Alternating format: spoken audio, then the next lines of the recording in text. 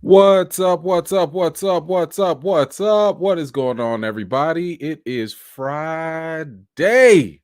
Another wonderful Friday. That means the weekend is upon us. I hope you guys are having a fantastic start of your weekend. I know I am so far. I just came off of a wonderful week. As some of y'all know from last week, your boy got flued out, all the way to LA to have a nice little it was for work. I'm not even gonna lie. Like it was a nice little event. I went to a couple movie screenings, went to a couple press conferences, went to a little after party. Listen, I'm gonna put all of that in a video for y'all. Okay, so don't you worry. I'm gonna tell because there's some stories I gotta tell. So I'm gonna put all of that in a video for y'all. And probably the best part of the story, I'm gonna tell y'all my story about how I met Will Smith. Kinda. If any of y'all have watched my previous stuff, um I'll just say if you have seen my Eddie Murphy story, and this is when I first went to Hollywood, the very first time, it's not the same thing that happens this time. So in order to appreciate my Will Smith story, you're gonna have to go back and watch my Eddie Murphy story when I told Eddie Murphy a bad joke. But I cannot wait to share with y'all the Will Smith story. That is gonna be definitely something you want to look forward to. Seeing I do have somebody I need to give a quick shout out to. Hold on one second. Let me pull them up. I believe. Hold on. I got it. No, I don't. Ashton, thank you so much for the $5 Cash App. Appreciate you so much. Okay, let's see. What was there anything else I want to tell you about? My bad. I forgot to post the spoiler review with me and Just My Opinion reviews. I will post that. I'm like literally just now catching up after the trip. So there was a lot. Oh, I took some of y'all recommendations, went to Roscoe's. I couldn't go to In and Out. It was stupid. But anyway, I'll put all that in the video. We'll talk about that. We'll talk about that. Let me see who's in the house. That's what matters to me right now. Let me see who is here early. Let's see. Shaw's in the house. Yes, you are first. Good stuff. Good stuff. Good to see you, Shaw. Let's see. Joy Gillian, you're gonna be okay. All good, all good. Catch us on the replay. Shout out to the replay gang. For sure. Let's see. Rim 17, vets in the building. Let's go. You already know how we get down. Let's see. Buck is back in the building. Good to see you. Let's see. Shauna, what is going on? How are you? Cynthia is here. Ms. Charles, what is up? Let's see. Rizzo's here. Good to see you. Let's see. My man Kev, what's going on, brother? Good to see you. Roger's here. Yes. Amber's going. What is up? Hello, Amber.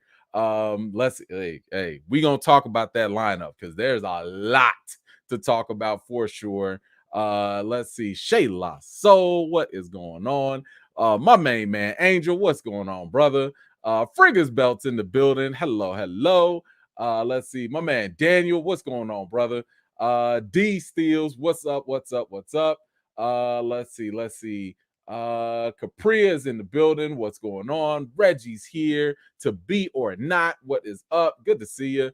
Let's see. Callie's in the building. Devin is here. Eaton, all right. IMAX, okay, let's go. Oh, my man, Big Bo's in the building. Come on, Mod Squad. Stephanie Garnett, what's going on? Storm Shadow, y'all, come on now. I love it when we get the repeat vets. Come on, let's go. Eric Bradford, what's going on, brother? Sonny J, hello. Dylan, what's going on? Lord Lion, hello, how are you? The homie Alib is in the building. I hope you had a great birthday weekend last week. I hope so. Good to see you. Good to see you. Stand up, guy. What's going on? Y'all didn't. We got a couple people missing here. I don't like that. Hold on now. Hold on. Let me see. We got a couple people missing. All right, Mr. Crush, what's going on? I like the people that hit her. I love that. But I see a couple faces are not in the building. It's making me a little worried. Nelson, what's going on? Hello. Oh, come on now. My man, fellow critic, Every movie has a lesson. Don Shanahan, what's going on, sir?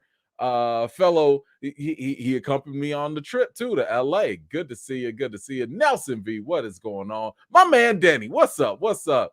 Let's see. Orlando, what's going on, brother? Good to see you in the building as well. Let's see. The real Django, what's going on? V, Rebecca, Jermaine, Gray, Jagger, what's going on? Let's see. My man Tane. Yes, yes, yes. Okay. All right. Now we coming in. Now they coming in. Rhonda's here. Kristen, Felicia, okay, Queen Bee, Diane Mitchell, Leica, yes, come on, let's go, Philroy, Sean, who else? O2, Steven, who else? We about to get some more Carlos here.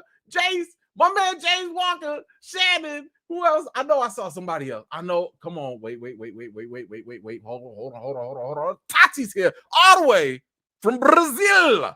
Yes, okay. Yeah, now that's the question. That is the question. Miss Harper, ma'am, where art thou? Who? Somebody put an APB out on Miss Harper.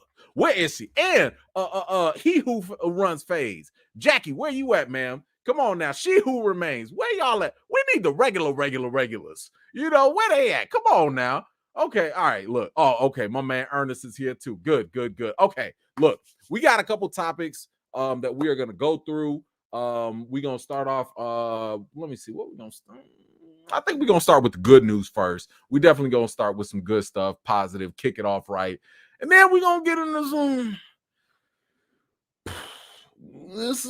issues. We're gonna have some issues that we're gonna have to cover, and you already know how we get down around here. So first and foremost, let's see I talked about Will Smith. Let's talk about his generous deed that is in the news.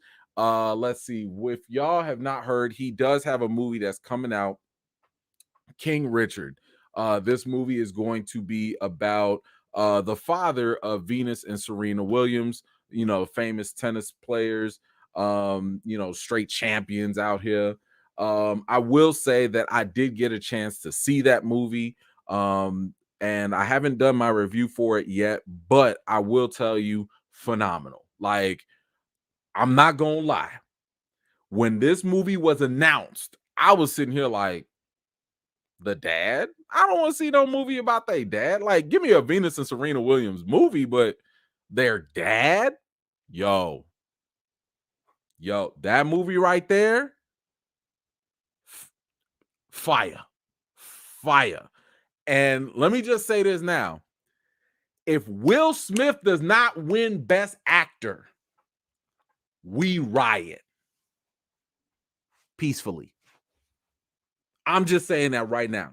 If Will Smith don't win it for this, because he's had some duds, okay? Let's keep it 100 now. Will Smith has had some duds in the past couple years, okay? He been slacking, but this time, he came with the fire. He came. I'm not gonna lie to y'all. There was a couple scenes. He put water in my eyes. I wasn't expecting that. Like, I could say maybe 3 different times your boy was just sitting in there like,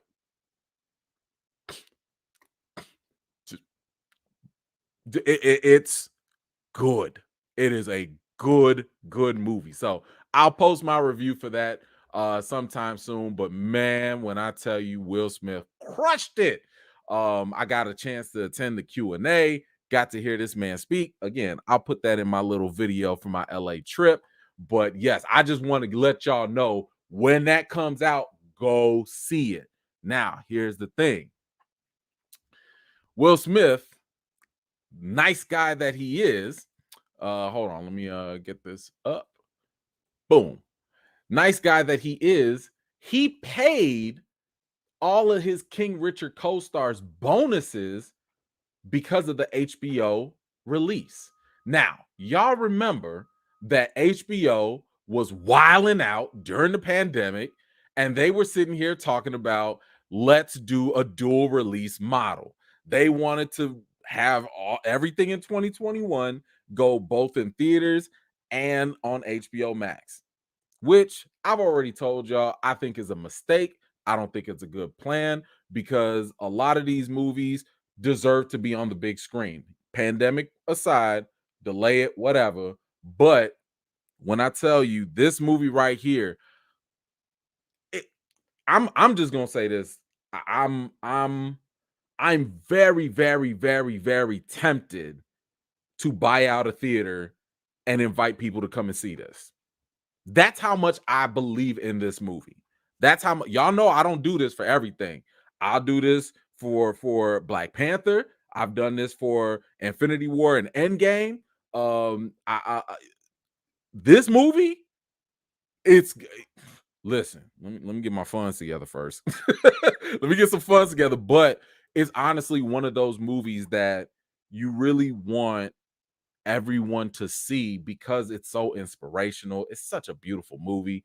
And it's just a shame that HBO decided to do this dual release model because it's gonna cap the amount of money that it could make.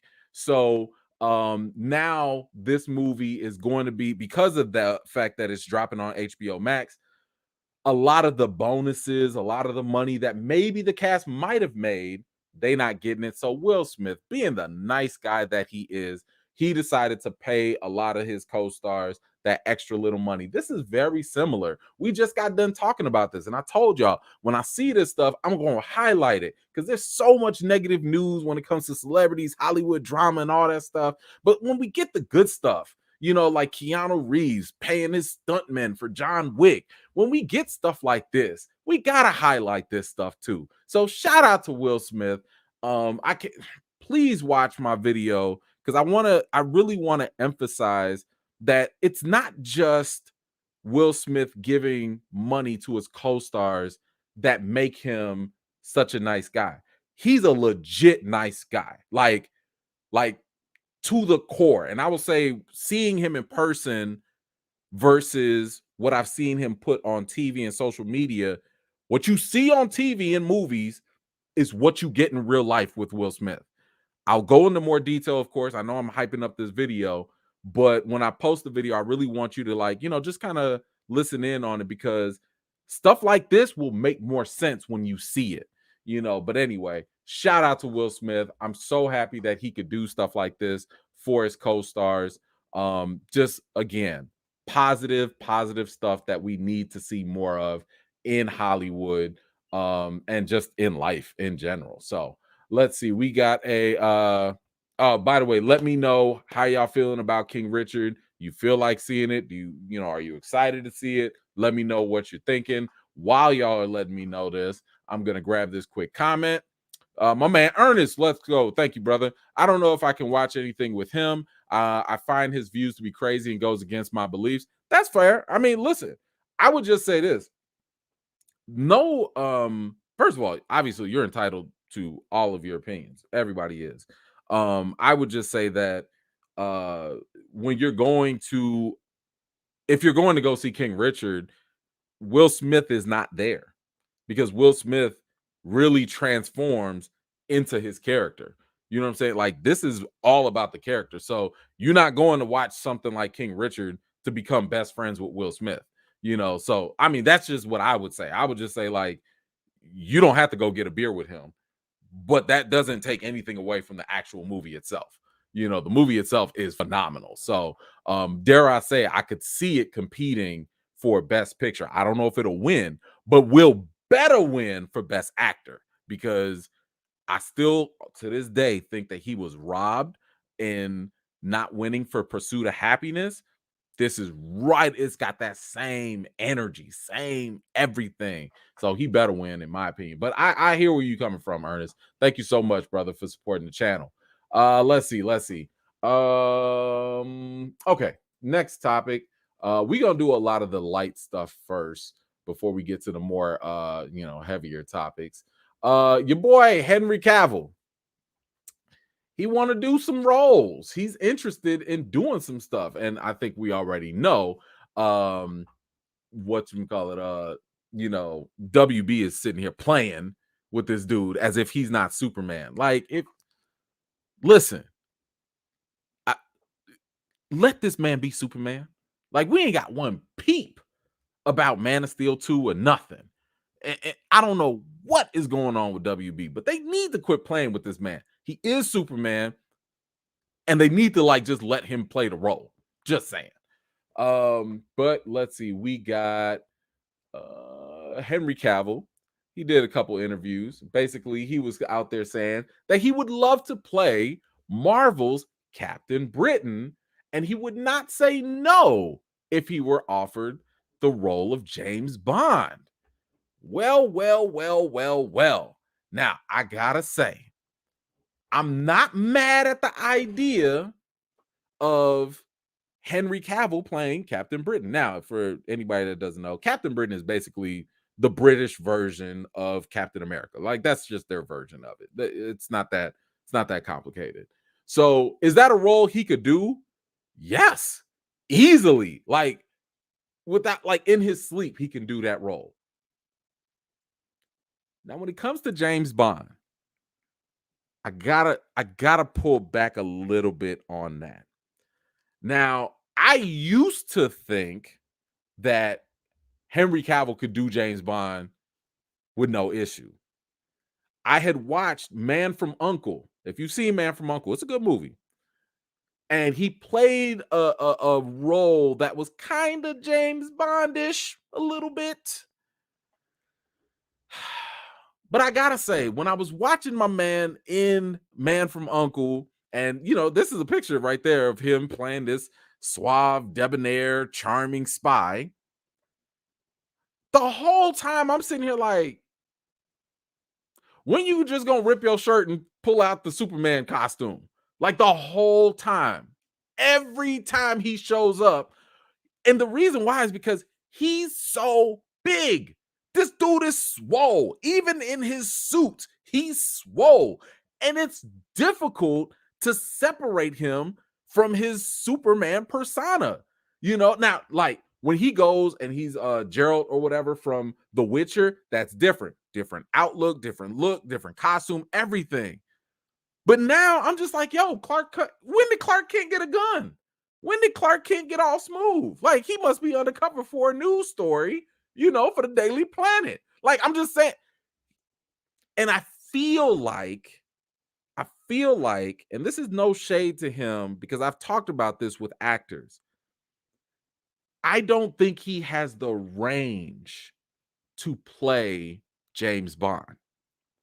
And when I say that, I don't want people to take that as an insult.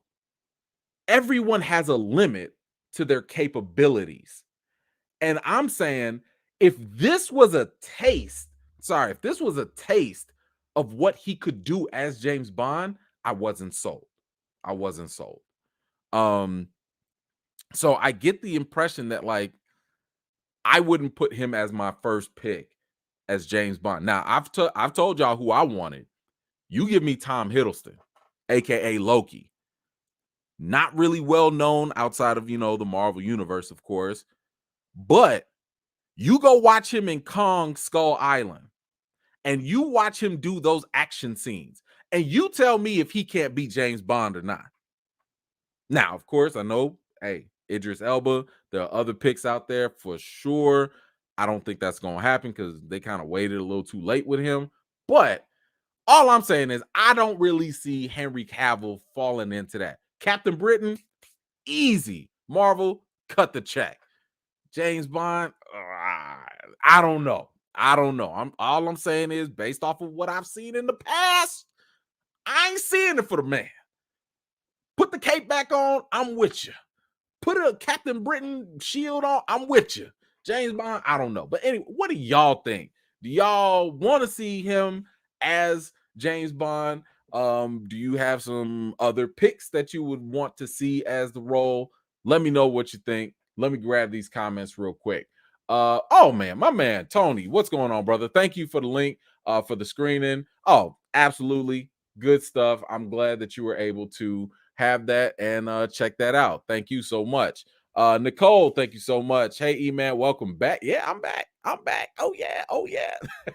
Thank you. Appreciate you, ma'am. Let's see. Wait. I saw something.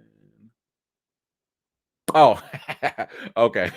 Rims, I had to see what you. I was like, what I do? What I make you nervous about? No, everything's fine. Let's see what else we got. John, what's going on? Let's see. Not sure if you're a One Piece fan. If so, but what do you think about the casting for the live action show for Netflix? You know what? Yeah, I did see. I wasn't really gonna post it because like we didn't really get very much news. I did see some of the casting. I actually posted it. By the way, if y'all have not followed me on my Facebook fan page, that's like I post all the stuff real time, like as the news comes out. I did actually post a lot of the images and pictures. Let me see if I can pull it up for y'all real quick. I might not be able to right now. But they were okay. You know what I'm saying? Like it was I don't know. Look, Netflix and live action anime stuff, adaptations, they don't have a good track record. I'll say that. So right now, I'm on a very, very wait and see approach with Netflix and One Piece. Now, I'm not that deep into One Piece. I think I'm like 50 episodes in, but that's like 50 out of, I don't know, 5,000. Like One Piece is long. So I'm a very, very I'm a noob when it comes to One Piece. I'll admit that. But I can't say that what they showed us in the casting or whatever was all that impressive. I'm just gonna wait and see how it goes. But I don't know. Maybe it'll be good. Maybe it won't. I don't know. Like I said, Netflix's track record is not all that good. Let's see. Friga's belt. Let's go. Regé Jean Page for Captain Britain. Oh, Cavill for Dane Whitman's uncle. You know what? Okay, now I'm not mad at the Regé Jean Page for Captain Britain. I'm not mad at that. I think he is gonna have to add a little muscle though. But Cavill for Dane Whitman's uncle, aka the Black Knight. To me, the only reason why I would not make him the uncle, I think his name was Nathan Barrett, was it? I think it was something like that. Is because that role can go to anybody else. I don't think that role would be fitting for because if you're gonna get Henry Cavill, you're gonna want him for multiple movies. That's somebody that you can get to that's somebody you can get for multiple movies. Now I will give you who I do think would be great. I forgot his name. Yes, this guy. Hold on, I'm about to give him to you right. Nope, that's not him. Gosh, it was the Game of Thrones actor. Oh, and I forgot everybody because that last season of Game of Thrones messed me up. It was the dude that loved. I know y'all can help me with. It was the dude that loved the Queen of Dragons. Um, and he had gotten all the scales and stuff on his hands and stuff. What? Come on, somebody help me out with his name. Ah, I'm not gonna like that. Y'all know who I'm talking about, right? He plays Batman in Titans. Oh, y'all not gonna do this. Come on, somebody knows his name. Come on, come on. Was it Jorah? Jorah. Yep, Jorah. Thank you. Thank you, Tony. Jorah. You get Jorah to play. I'm sorry, this is a bootleg picture of him, but yeah, you get him to play Dane Whitman's uncle. That would work. That would work. He already got the English, British stuff going. I'm telling that would work if they go that route. Thank y'all for that support. See, that's what I'm talking about, man. It's teamwork up in this. This is what I'm talking about. Thank y'all. But yeah, that's who I would cast as Dane Whitman's uncle for that. Hold up. Miss Harper's in the building, y'all. All right now. Okay, now we can start. Now we can start. We have to hold all production for Miss Harper. But ma'am, you made it, and that's all that matters. Thank you so much for joining. We were sitting, everybody was like, where's Miss Harper? What are you looking for Miss Harper? Oh man, I love how we got internal celebs in here. What we got liking? What's going on? Reggie John Page is James Bond. Fight me. Oh, I don't want to fight nobody. I'm a lover, not a fighter. I don't want to fight nobody. You know what? I mean, I think he could. I think he could do it. I wouldn't be mad. if he was James Bond at all. Maybe even as like a prequel series, because he's just got such a young face. He just looks so young. I feel like it's gonna have to be a James Bond in training, like pre 007 or something.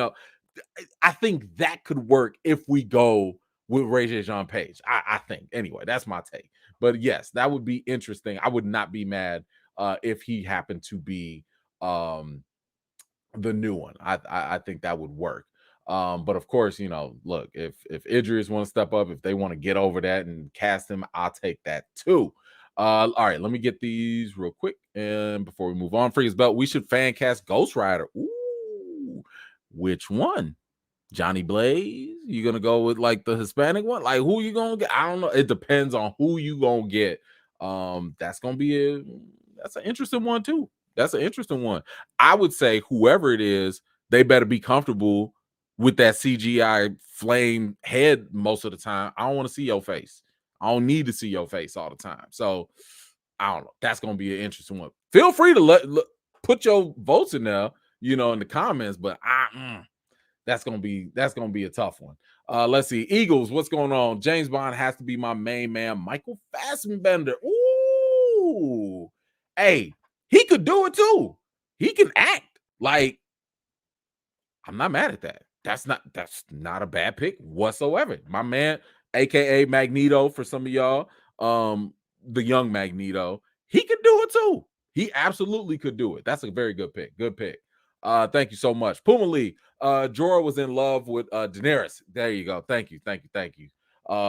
Freaky Friday. Thank you, Puma. Appreciate you. Let's see. We got my man Matthew Collins. Let's go. I'm waiting for your thoughts on Winston. We gonna get to that. Vin calling out the Rock. Damage control. Listen, you jumping ahead. We getting to that. Trust me, brother. We are getting to that.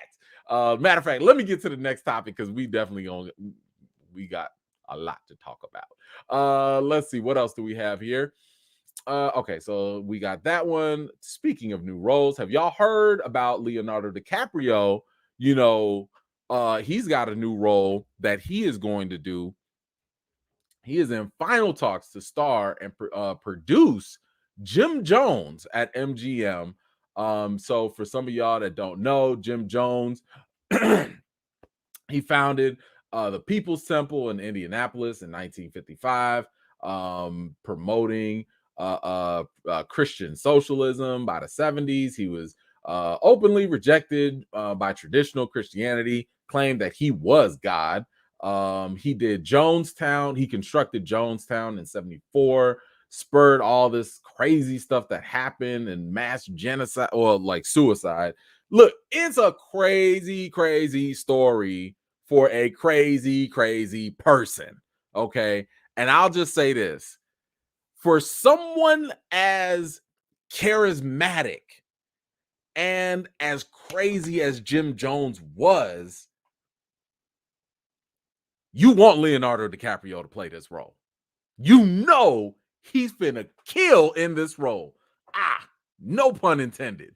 But y'all know he is going to do this role.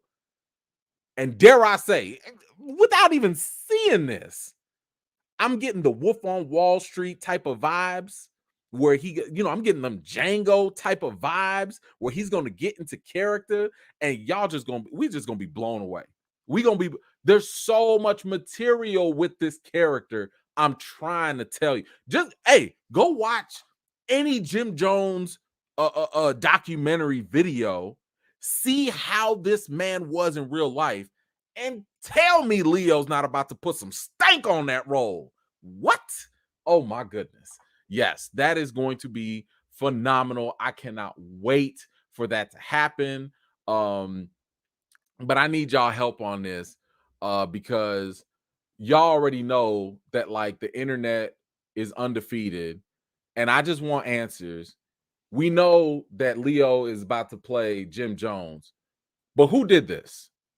I want to know who's responsible for this because he's going to play Jim Jones. He's not playing that Jim Jones. I just need some answers on who is responsible for this.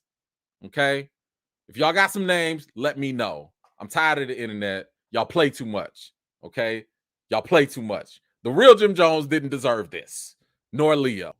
Anyway, uh silly. Let me grab this comment. Let me know how y'all feeling about Leo playing Jim Jones. Does that make you excited for the movie? Are you still going to be on wait and see? Let me know what your thoughts are. Let me grab this comment real quick. My man Dion, what's going on, brother? Finally made it back to another live. What's good, E-Fam? E-Man went to see Eternals, and I loved it, and I thought it was brilliant. Dion, I am so happy that you had a very good time with Eternals. As I've told many people, even if I didn't have the best of time with it, I didn't hate it either. But I am always happy that y'all have a great experience with a movie, because at the end of the day, that's what we want from movies. We want movies to move us emotionally, push and pull. And if we have a great time, that's even better. So shout out to you, man. I'm glad that you had a very good time with that movie. All right, let's go. We're not gonna do Dipset right now. Let's go to the next topic. What do we have? We have, okay. Now I know Wonder Woman 84 didn't do it for a lot of people. I know, I get it. I will even say that I'll admit it. Like, when I first saw it, and keep in mind, I had super low expectations for Wonder Woman 84. The one thing I will say I thought they did very well in that movie was dig deeper into Diana's character. Everything else, not so good. Not so good. So I will say that. But one other shiny thing in Wonder Woman 84, one other little shiny, it was a little thing. If you watch the post-credit scene, you know what I'm talking about. The one little shiny thing that we had was the fact that we had the OG, the original Linda Carter pop up. And as you know, whether you know or not, she is now going to be in the third Wonder Woman movie. Gal Gadot had said that Wonder Woman, this next one, is going to be even better this time. All right, now hold on. Let's qualify that, ma'am. Even better, anything can be better than what y'all did before. Anything. Okay, anything. Just adding Linda Carter in there, I think, is an automatic upgrade. Just adding her in there. I hope they learned their lesson from the last movie and they make this next one more like the first Wonder Woman movie. I enjoyed the first Wonder Woman movie. The first one I thought was legit. The second one, it struggled. It struggled for real. But I do like the idea of bringing Linda Carter in this. I'm not really sure exactly how they're going to do it. Now, keep in mind, y'all remember the gold armor that Wonder Woman was wearing? That was from one of the fiercest warriors, the legend, in Themyscira, and that was from Asteria, who was like another Amazon, and that was basically their shout out for Linda Carter. So basically, that gold armor that we saw.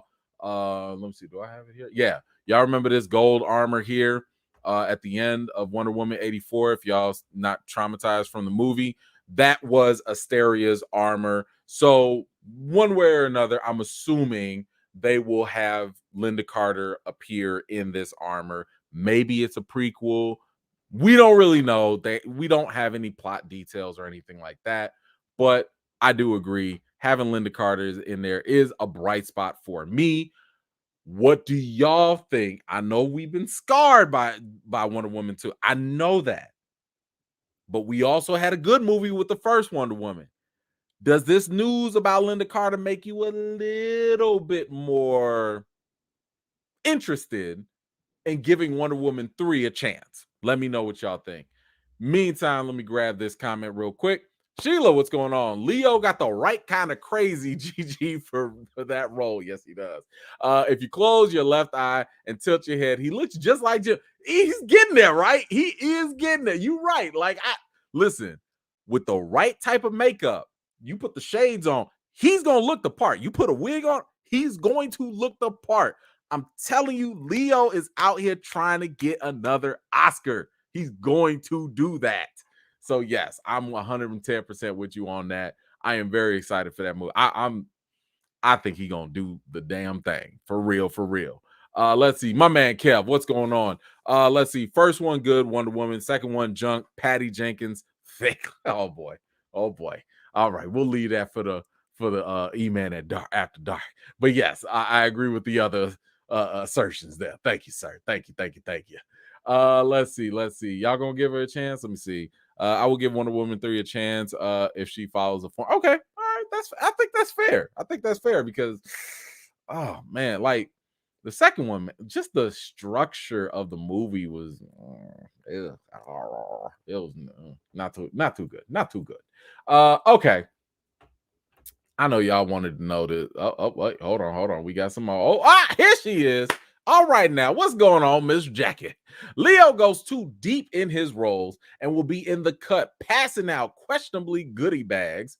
Have people in Sunday best for final rest. Also, that photo was from back in 2001 when he came to the cookout. Listen, he does go very deep in his roles, but like that's also what puts him, at the forefront. I mean, his performance in Django Unchained, that was phenomenal where he cut his hand and all that stuff. And my man, listen, I appreciate when he does go method because I don't think I can recall a bad Leo performance. I mean, Leo doesn't really miss like with his movies or his performance. Just saying, like he goes deep. You're right, but I appreciate it. I appreciate it. Thank you, Jackie. I appreciate you too. Let's go. My man Matthew. I always enjoy seeing OG actors and actresses that played comic heroes in the early days. So if Wonder Woman 3 brings back Linda, then I'm all for it. Yes, I'm 100% with you. I even like when the TV shows do it too. Even in the Flash, because me and my daughter are catching up on that. We need to catch up on that actually now. But we were watching the Flash and they had the original Flash from the TV shows and the little movies and stuff show up on. I was like, yo, that's kind of cool. Nice little nostalgia. So yeah, I'm with you 100% on that as well, Matthew. Thank you for that. Let's see. Puma, let's go. Nubia, not Bia in Wonder Woman 3 would be good. Actually, I do believe Nubia is confirmed to show up. So yes, that is going to happen. Would be good. The island was made for females, not men. Stop changing history, period. Well, yeah. They I don't know. They got their issues that they got to deal with. But I will say I am excited for Nubia. I don't think Nubia has been cast yet, though. But Patty Jenkins has said for a while now that she was going to show up. The character was going to show up. Okay. So here's something. Have y'all seen this? Excuse me. Hold on. Let me get this up here. Where's the banner at? Boom, there it goes. Have y'all heard about Viola Davis's new movie? It's called The First Lady. I don't know if y'all have heard about it or if y'all have seen it. Hold on. Timeout.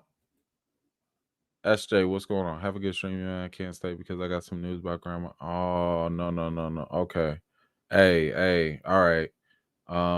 Prayers going up. I don't know what's going on. Don't know the situation, whatever it is.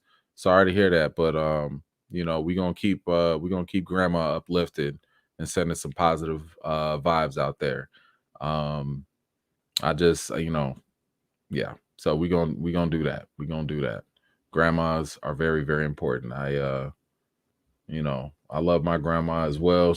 I lost her,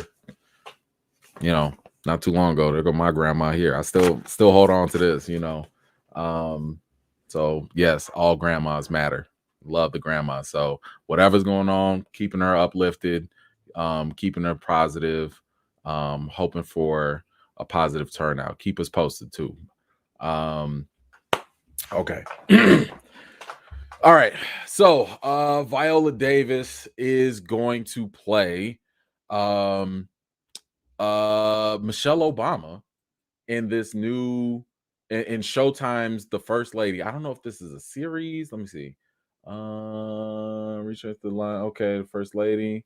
I don't know if it's a series or if it's a movie. Oh, okay. So it is a series. It is a TV series. But here's what matters the most here. I need y'all to look at this. It's a TV series, but look at her. Do y'all see Viola Davis? I don't see Viola Davis here. I don't see her at all. I see Michelle Obama, former first lady. I'm just saying that, like, does anybody see her? Look at these pictures. Look at this. Listen, when you are able, here go Michelle Obama. Here go the former first lady. When you can do the puckered up scrunchy lip thing, I can't do it. I ain't no actor. That thing, when you could do that, ma'am, you won. I don't even need to say, like, look at this. I straight up did some double takes. I'm not gonna lie. I did some double takes because at first I was like, why are people sharing pictures of Michelle Obama? And I was like, wait, that's a Viola. They even got the eyebrows, they got the brows, they got the scrunchy pucker lip and everything. My goodness. And you already know she gonna come correct from the acting standpoint. But the fact that they got the look, wow. I'm just very, very impressed. That's all. I'm very, very impressed with that. And I just think that I don't even know what the show's like, if it's gonna be good or not. I know Viola Davis is fantastic as an actress. I'm just here for it. I am here for it.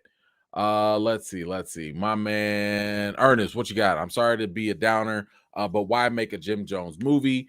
He persevered, he perverts the views I hold dear. Jones is what happens. Take your eye off. What happens when you take your eye off God? Well, I would say this. Sometimes it is important to see those things. Like sometimes it's important to see how he, you know, captured the minds of people because he basically started a cult. And I don't think that, shying away from the negative stuff is helpful because what ends up happening is now certain people that don't know the hints or the clues or the traps that were laid will fall for them today. What do they say? Like, when you don't know history, you're doomed to repeat it. So I have absolutely no problem as a Christian myself. I have no problem having people see the perversion so that they know thy enemy, so that they know what to avoid, so they know, hey, this looks cultish. Hey, I've seen this before. This religious leader wants me to do this wacky thing and drink the Kool-Aid.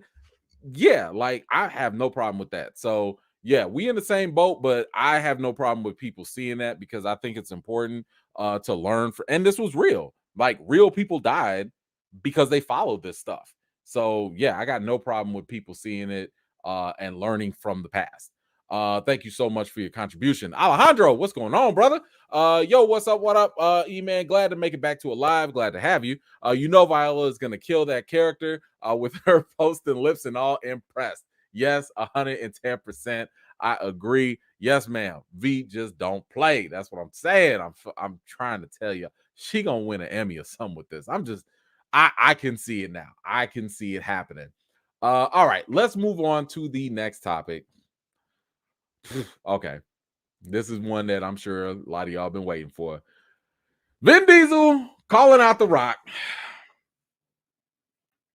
Listen, we've gone through so many iterations of stories of The Rock and Vin Diesel going back and forth, back and forth, back and forth.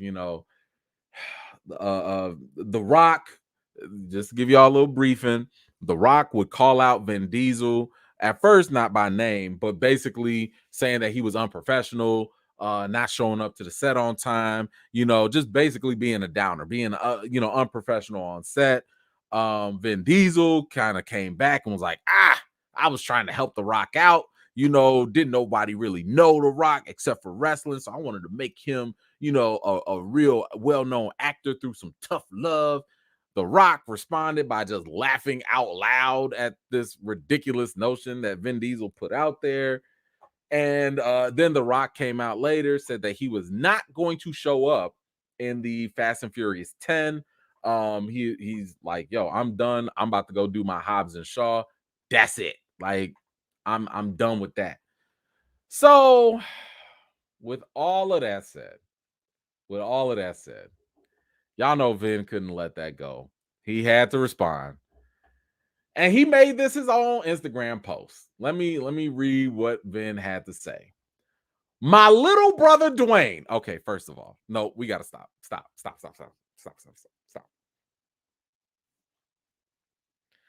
He called this man his little brother.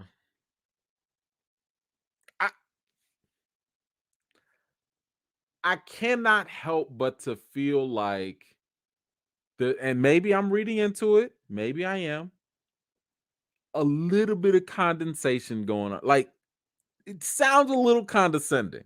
You calling him your little brother.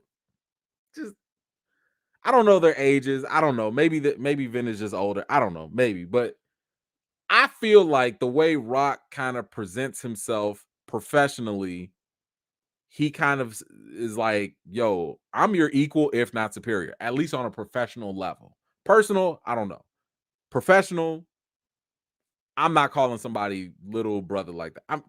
I don't know. Maybe they got that relationship. I'm just saying that to me kind of stuck out. Like, that's how you lead off? That's what you rolling with?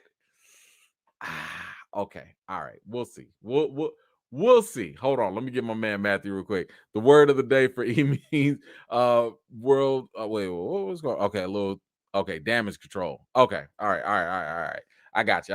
Thank you, brother, for that.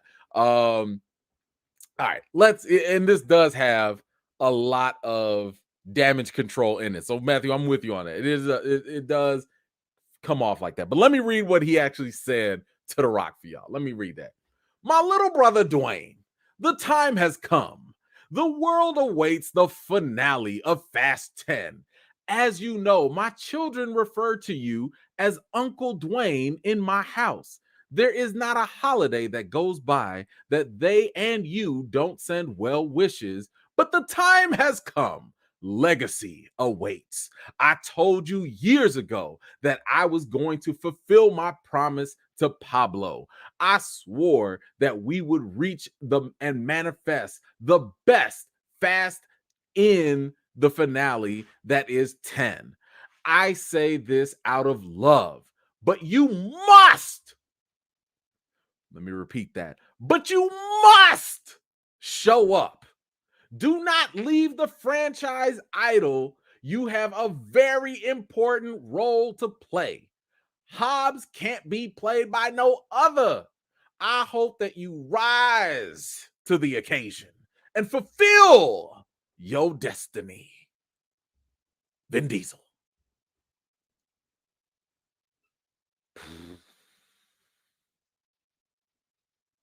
I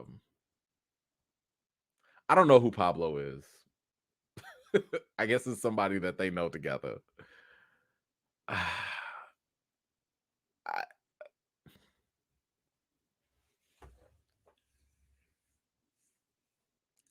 The Rock already said he don't want to do this no more. The Rock already said he don't want to play no more. The Rock already got his own franchise with Hobbs and Shaw. But now Vin Diesel is kind of like turning this around. And look, whether it's damage control or whether it's PR, I'm going to say this. Like, he's putting it back on The Rock's. The ball is now in The Rock's court. Because now what Vin Diesel is doing, and I'm gonna say this. This is smart. He's putting the pressure on Rock because he's sitting here saying like, yo, we got this. It's about family. My kids call you Uncle Rock. You family. So he's playing this very smart. He's calling out The Rock. He's putting the family theme all in there. He's gassing him up. He's saying that like, yo, can't nobody be Hobbs but you. I mean, if y'all The Rock, what do you say? If you I have to admit, even though I'm tired of the back and forth, and it is kind of entertaining, I'm very interested in what The Rock is gonna say about this. Like, he has to respond. Vin put this on his own Instagram post, which means it's out there and it's gonna stay out there. What do you do as The Rock? You already went out there and said, I ain't doing it. Now, if there's I would say the smart business move is to say, I'm not gonna do it. I don't like it. If I'm The Rock, I'm just saying from a PR standpoint, you keep this little beef going. You make it seem like he's not gonna show, but then you surprise everybody with a big reveal later in the movie. That's what I would do if it were me. I would be like, and here's the other thing. Obviously, don't advertise it, don't tease it, keep it a secret, because the last Fast and Furious trailers like to reveal damn near everything. That would be the one play I could see work out very well. If all of this was PR, if all of this was just a way to keep drama, because drama sells. I'm trying to tell you, drama sells. Whether a movie is good or bad or not, if there's drama behind it, that gets butts in the seats. I'm gonna tell you something right now. Look at Eternals. I don't think that if critics or press were calling it the worst MCU movie ever, I don't think it would have gotten as many people as it currently had interested in watching it, because a lot of people were probably going in thinking, how bad could it be? What do you mean it's the worst? Well, it's the car crash effect. Everybody slows down and they got to see the car crash. So I think if this is all a PR stunt, and maybe there is some truth to it too. I don't want to say it's not. But if I were The Rock, if I were Vin Diesel, I would try to make the best of this situation and turn it into basically a marketing ploy to get people into Fast 10. Because here's the thing, if everybody goes and watches Fast 10 and then all of a sudden you hear that word of mouth, The Rock is in it, The Rock is in it, guess what? You're going to get a second push of people that are going to want to come see it because of that word of mouth. So, what do y'all make about this situation? Again, let me know. If you're The Rock, what do you do? Do you come back? Do you ignore this? Do you laugh at this again? What do you do? Do you think that Vin is Vin just being a mastermind here? Is he being a master marketer here? Like, I don't know. It's a lot of stuff at play here. But we just gonna have to wait and see, I guess, how that all plays out. Let me grab this comment real quick. Let's see, my man Puma Lee. Let's go. The Bible says to beware false prophets and to study to show yourself approved. We need to see history. I'm with you on that. Yes, agreed. And that's in reference to Jim Jones being portrayed. Thank you, Puma. I appreciate that comment, and I agree. Let's see, my man Denny. Let's go on. What's going on? Yo, why Vin wear that bright shirt in F9 like the whole movie? Even when he's sneaking around. The Rock is one of my favorite actors. Yeah, mine too. Listen, Vin likes attention. Like, you can tell. I mean, I said it in my review. He was doing a lot of stuff to just get attention. I mean, if you really analyze the Fast movies, you'll see he likes to cross his arms in a way that kind of emphasize his biceps, or when he's jumping down, he likes to kind of pose, when he's jumping down to another platform. Like, I don't know. It's a whole machismo action hero thing, confidence booster. I don't know what the hell it is. I don't know. But that's Vin Diesel for you. I don't know. I ain't never talked to the man. I don't know the man. I don't know. That's what he does. Alejandro, thank you for the $1. I don't know where your comment went, but brother, thank you so much for that. Let's see if we can get that back up.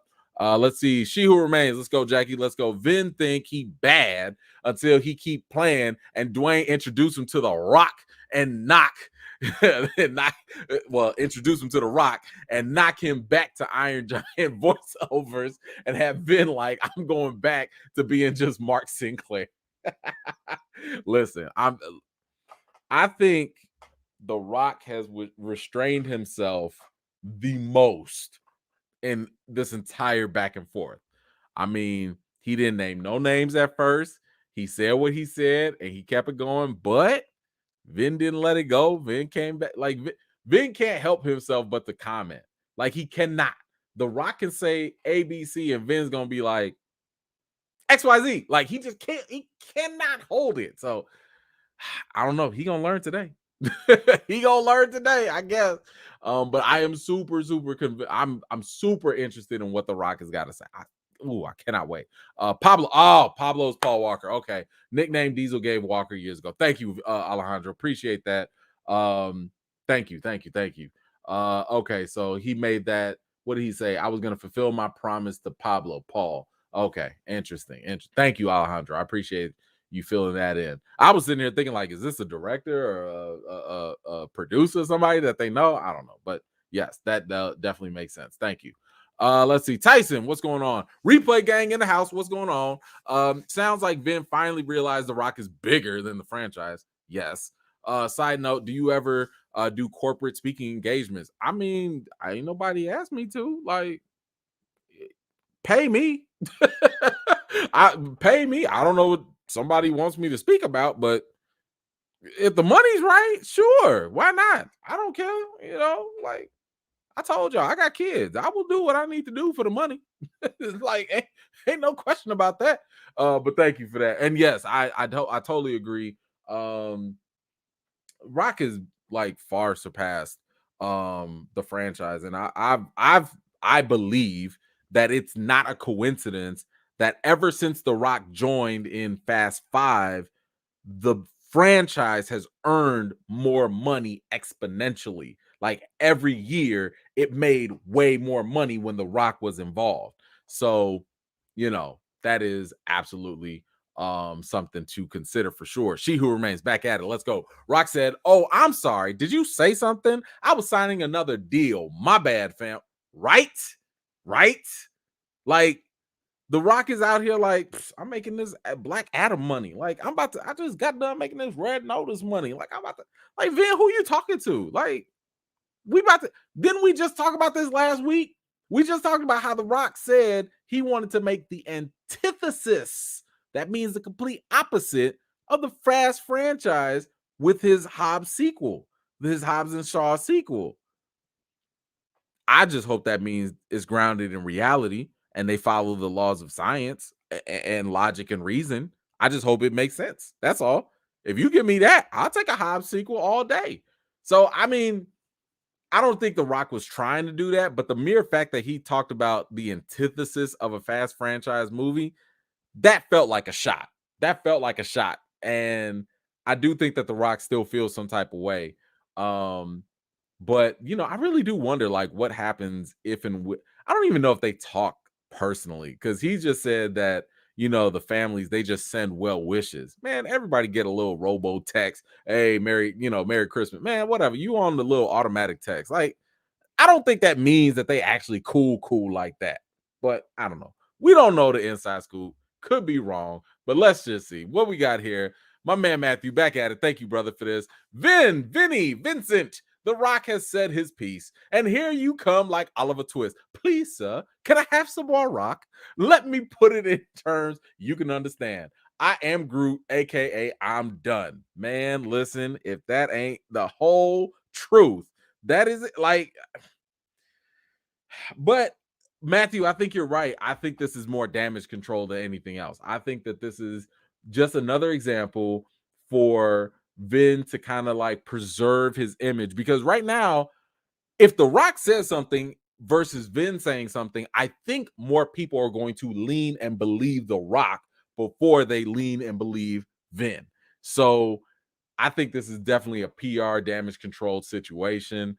And I mean, it could make actual good money. Could be that too. Let's see.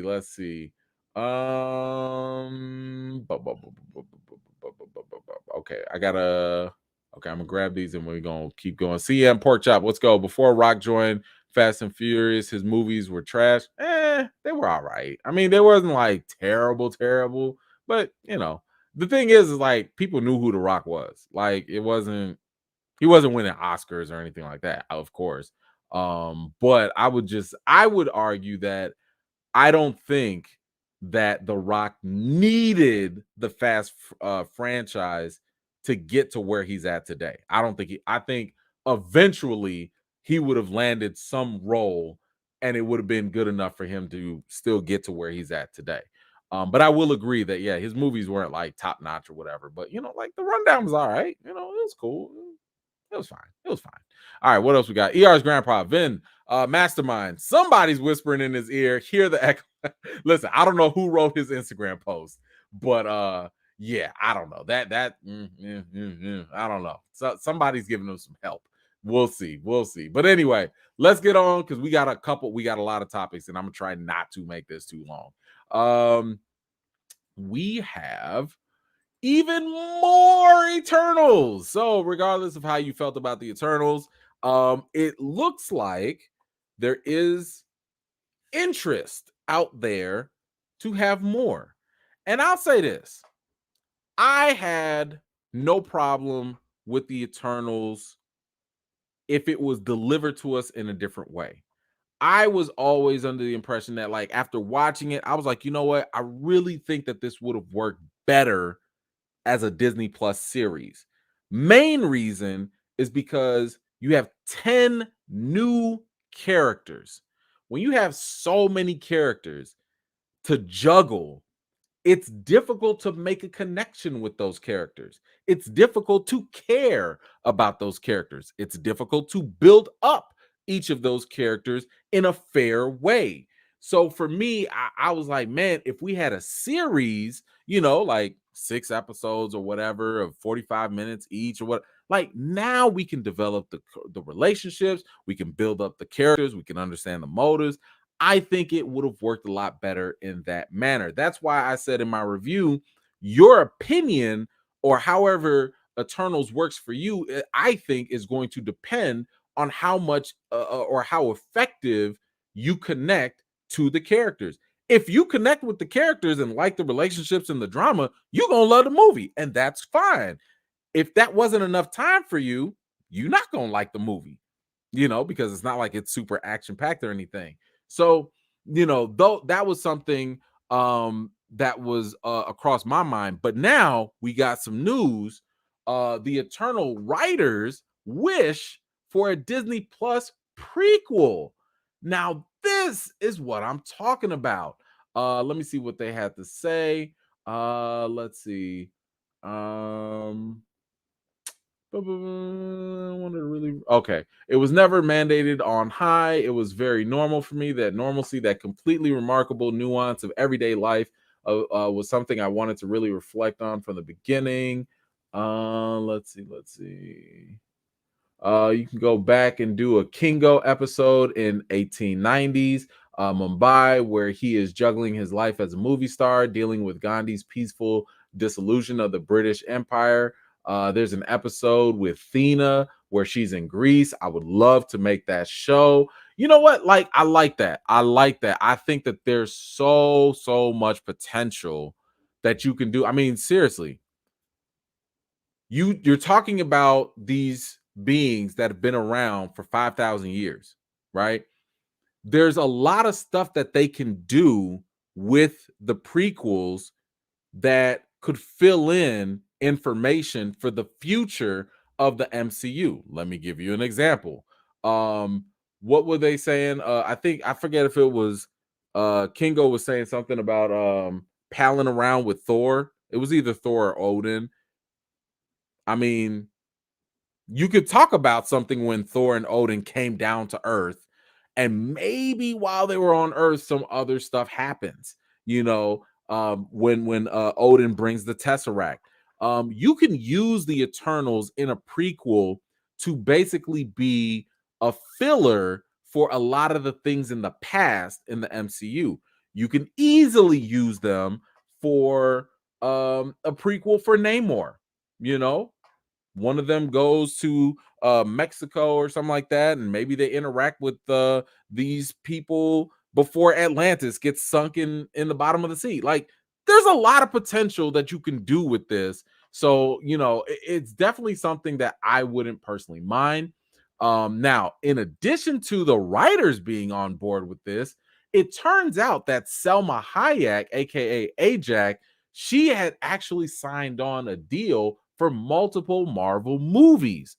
What does that mean? So we don't really know what it means, but the mere fact that she's available to do multiple movies in Marvel, and not going to give the spoiler away, but you know, let's just say a prequel would probably be the best thing for her. You never know what they can do. They can set up mutants if they wanted to. They can go through and you know just I mean they can interact with Ego, the other from Guardians of the Galaxy. There's so many different things that they can do with this. And listen, let me tell you something. I ain't got no problem seeing more of Selma Hayek. Like, she want to come back to the MCU. I'm very, very okay with that. Um, but not only is she on board with this, but you also have Angelina Jolie, who still wants to play Thena again, but she doesn't want to do it as a solo movie. So let me see, what did she say? um Oh, okay. So for her, she was saying that I love being part of the family, Eternals Marvel family.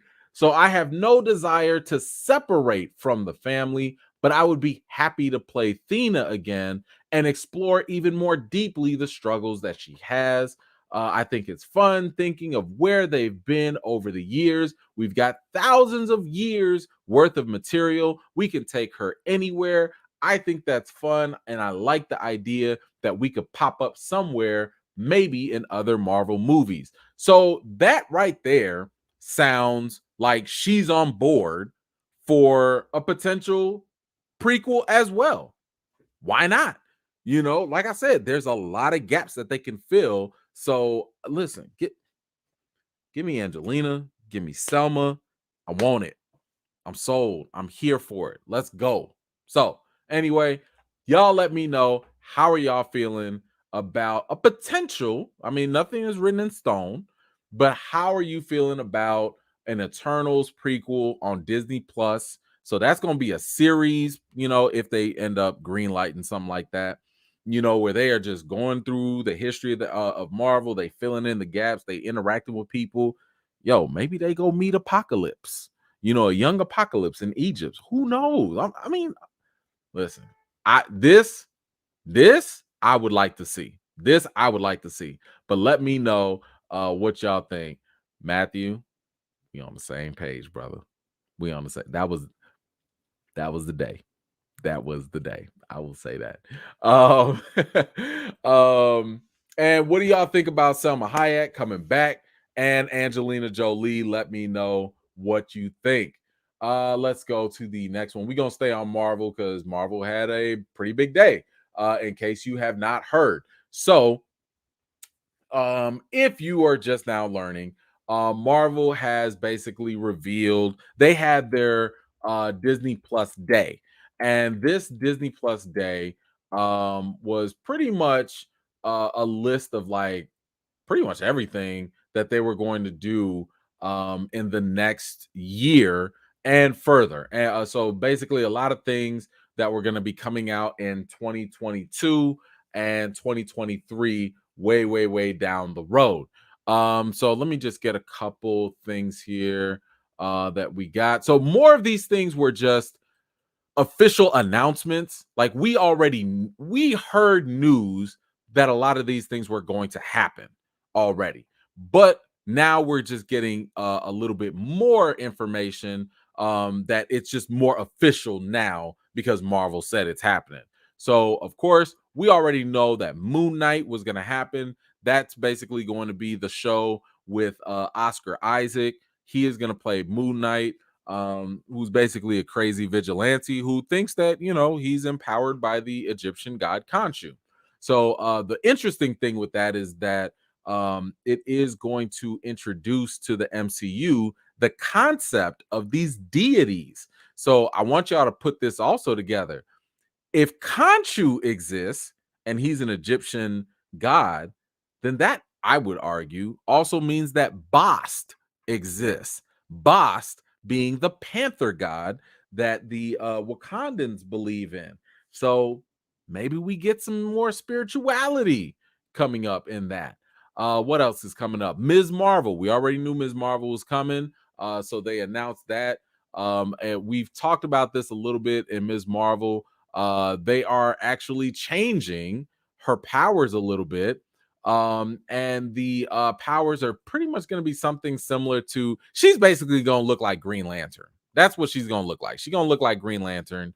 And whatever her powers are coming from, she's not going to do the stretchy thing. And I think that's really just because they don't want to confuse her with Mr. Fantastic, in Fantastic Four. Next up, we got She-Hulk. She-Hulk is going to come. Some news has already kind of dropped with that one. We're obviously going to have Mark Ruffalo show up as the Hulk. And this is in line with the comics. Basically, something happens to her. He has to give her blood. Boom, she turns into, She-Hulk or whatever. And so we'll have to see. Abomination is going to be in that one as well. So that's going to be a very interesting show to see how they go about that. The next show up is I Am Groot. I'm gonna be honest, I don't know how I feel about this. Like, I Am Groot. Like, do we really need a show about Groot? I don't know. I mean, maybe it'll be funny, maybe it'll be something. I'm just gonna say I'm not too excited about it, but we will have to wait and see. I'm assuming that if they put money behind it, they got some sort of interesting idea. So we'll see. Then we have Echo. Echo, for some of y'all that don't know, I think Echo, I want to say, is going to be introduced in Hawkeye. And that character was a character, I want to say, from Daredevil. But from what I heard, the character is so good in Hawkeye that Marvel was like, nope, give her own series, like right now. So the fact that they're even announcing it this early, I would say, is a very, very good sign that this show could be better than expected. Let me just give a um, quick thing, because I didn't announce this or share this yet, but I actually got to see. I have the first 2 episodes of Hawkeye, but I only got to see the first one. It was a late night. I fell asleep on the second one. It doesn't mean it's bad. It was just getting late. But I will say this: the first episode of Hawkeye, whack. Like, it was just not that good, in my opinion. It was not that good.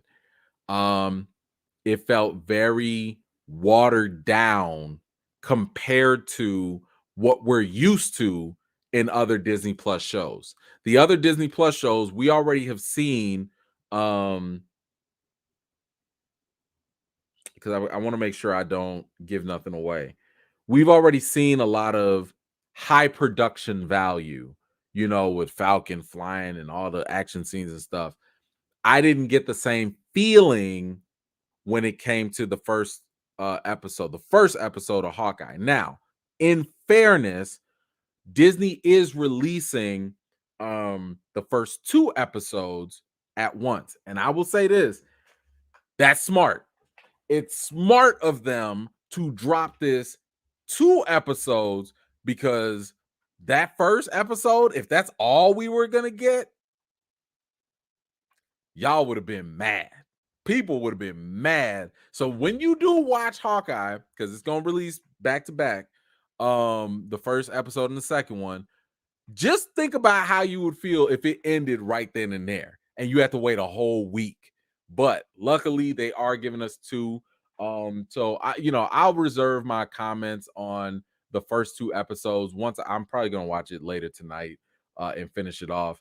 But I will post like on my social media, what I think about both episodes. But I'll just say right now, the first episode, I was like, y'all could have saved this one. But when you combine it with the second one, maybe it's gonna be better. So that's my initial half reaction for y'all. Let me get this before we go on with more announcements. Dion, what's going on? Thank you, brother. A Disney Plus prequel is an excellent idea, in my opinion. I love the movie, just confused as to why critics didn't catch the Easter eggs. I don't know if it was critics not catching the Easter eggs. I think they caught them. I just don't think. To be honest with you, I don't know. I don't know. I honestly thought Eternals would have been flipped. I thought critics would have loved Eternals and fans would have had issue with it, but it ended up being the other way around. Can't always call it.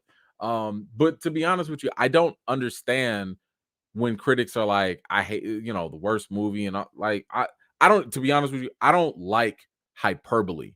When people sit here and act like this is the best thing I've ever seen, or they're like, this is the worst thing I've ever seen, like, chill. That chill. Like, this movie was not one of those movies that needs to be on either spectrum.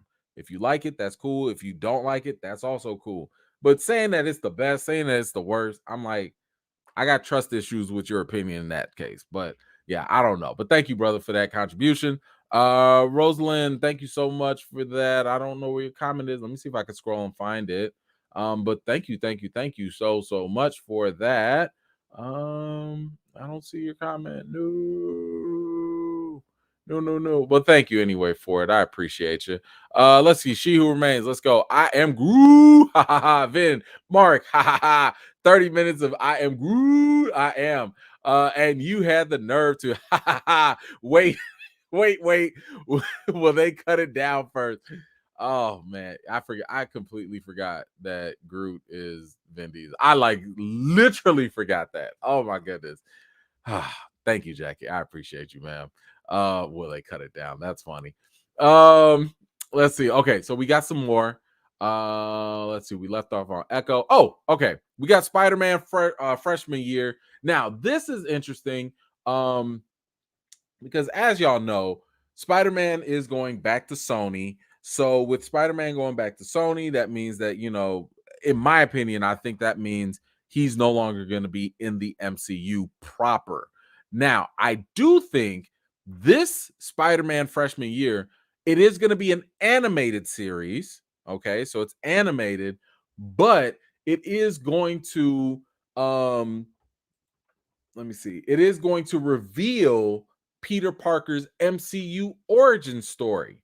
So, pretty much all the things that happened to him before Civil War. Okay, so like, remember when we got introduced to Spider-Man in the MCU, this was in Civil War. He had already been Spider-Man by that time. He was making YouTube videos and stuff like that. So this is going to be when he's a teenager, he's in high school, he gets bitten by the spider. So before he gets involved with the Avengers and all that, this is where this show is going to take over, kind of help fill in the gap.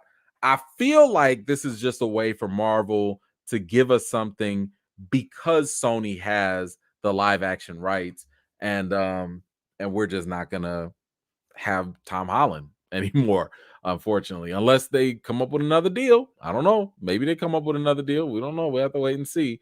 But just letting y'all know that that's what that's gonna be. Donnell, they're gonna kill Uncle Ben again. Yeah. I mean, Uncle Ben only got one job. Sorry to say it. My man's got one job, just like Batman and his parents. Batman's parents got one job. Yo, drop the pearls. Like, so yeah, that could be it. That maybe we do see it in that series. But let me know how y'all feeling about this, especially the fact that it is going to be animated. Let's see, what else do we have? Ironheart, that is going to be Riri Williams, who we will see in Black Panther 2 for her introduction. I'm not sure if Ironheart is going to premiere before or after Black Panther 2, especially with all the delays and the pushing back of the schedule. I think it will be after. I get the feeling that they're going to introduce her in the movie first, and then we get to go see her down the road, I think. But don't quote me on that. What else do we got? Agatha, House of Harkness. So y'all remember Agatha? It was Agatha all along. Y'all remember Agatha? This was like a rumor at first. It was reported, blah, blah, blah. But now Marvel is making it official that Agatha will be back and she will have her own show. And that is going to be with Catherine Hahn. And who knows? Maybe it's a prequel, maybe it's a continuation of what happens with her character. If y'all remember in WandaVision, she got locked up in that New Jersey little town or whatever, and she's living her life. Maybe she breaks free of that. Maybe something happens after Doctor Strange 2. Who knows? But that is what is going to be coming around. So I am happy to hear about that. Then we have Marvel Zombies, y'all. Marvel Zombies will be a Disney Plus show. But here's the thing. This is going to be animated. So we don't have any plot details about this yet. The one thing we know is that, yes, it is going to be animated. What we also don't know, we don't know if this is a continuation from the Marvel Zombies that was shown in What If. Maybe it is. We do have a Spider-Man out there with a Doctor Strange cloak, but this could also be another story of Marvel Zombies. Now, I'm gonna say this. I feel as though they're making this animated because they can probably get away with more and not scare kids as much. That's my thought here, because when they did it with What If, it wasn't that bad. Like, it wasn't that scary. Like, there was no way they was about to come out here and bust out some Walking Dead stuff and give us a Marvel Zombies. So let me know what you're thinking about this. If it's gonna be, if you would like to see a continuation from What If, or if you're thinking, maybe they just need to do a different story. By the way, and I don't have the image for this, but they are also going to do a season 2 of What If. That was also announced too. But we kind of already knew that. Whether they give us more stories or continuations of the stories that we already got, that's going to be that's something we're going to have to wait and see. We do know that one story that was confirmed by the writers and director was the Tony Stark and Gamora, because that one got scrapped or whatever. So they will do one episode with Tony Stark and show basically how he teamed up with Gamora, that we kind of saw in the last episode. So we do have that to look forward to. Now we have Secret Invasion. That is going to be the Nick Fury action series where he's going to team up with the Skrulls, and they need to basically find out, obviously there are Skrulls that are invading, I'm assuming, Earth, and they're gonna have to figure that out. Now I've posted a video about this, and I noticed people have kind of skipped over this. But if y'all recall, back in Captain Marvel, there is a missing Skrull. There is a Skrull out there that don't nobody know what happened to them. It was the Skrull that she was chasing off of the train. That Skrull just disappeared, and we don't know where they are. We don't know what they're doing. Nothing. So that's going to be interesting to see what happens with that, if they do anything with that. But look, Secret Invasion as a comic series was phenomenal. So they could do a lot of different things with that as well. So I am excited for that. But y'all, come on now. And I have to save the best for last. Y'all know that. This right here was announced and it was over. X-Men, the animated series, is coming back, y'all. And not only is it coming back, but they call this X-Men 97. When I tell you, I am so excited for this. I am so pumped for this. X-Men was a show that I would catch religiously after school. I wanted this. Now, a lot of people were asking, are they rebooting the X-Men, or are they going to continue it? They haven't said what they were going to do, but my inclination is that the mere fact that they put that 97 in the title lets me know that y'all are going to continue what we already knew. I'm assuming that.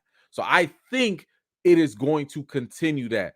And if it doesn't, it's going to pick up and just redo whatever that same one was. But all I'm asking for, and hold on, I need to I need Marvel to look at me for this. I need them to look at me when I say this. Whatever you do when it comes to X-Men 97, don't get cute. Don't play games. Leave the theme song alone. I don't want to hear no remix. I don't want to hear no features. I don't want to hear nothing. I just want to hear that.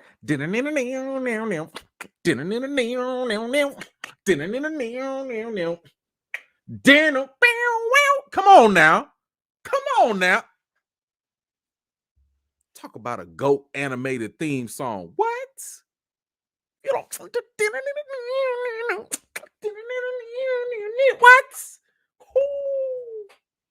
You put that theme. I would say that is a classic theme song, right along the lines of the Mortal Kombat original song too. You put them two together. Listen, on my workout list. Just don't touch it. Leave it alone, please. That is literally the only thing I'm hoping for. Y'all want to reboot the franchise? Fine. Y'all want to get some. Oh, by the way, it was also announced that they are going to get the majority of the original cast back. So that's also cool. But I just don't want them to touch the theme song. Don't mess it up. I don't want to hear don't.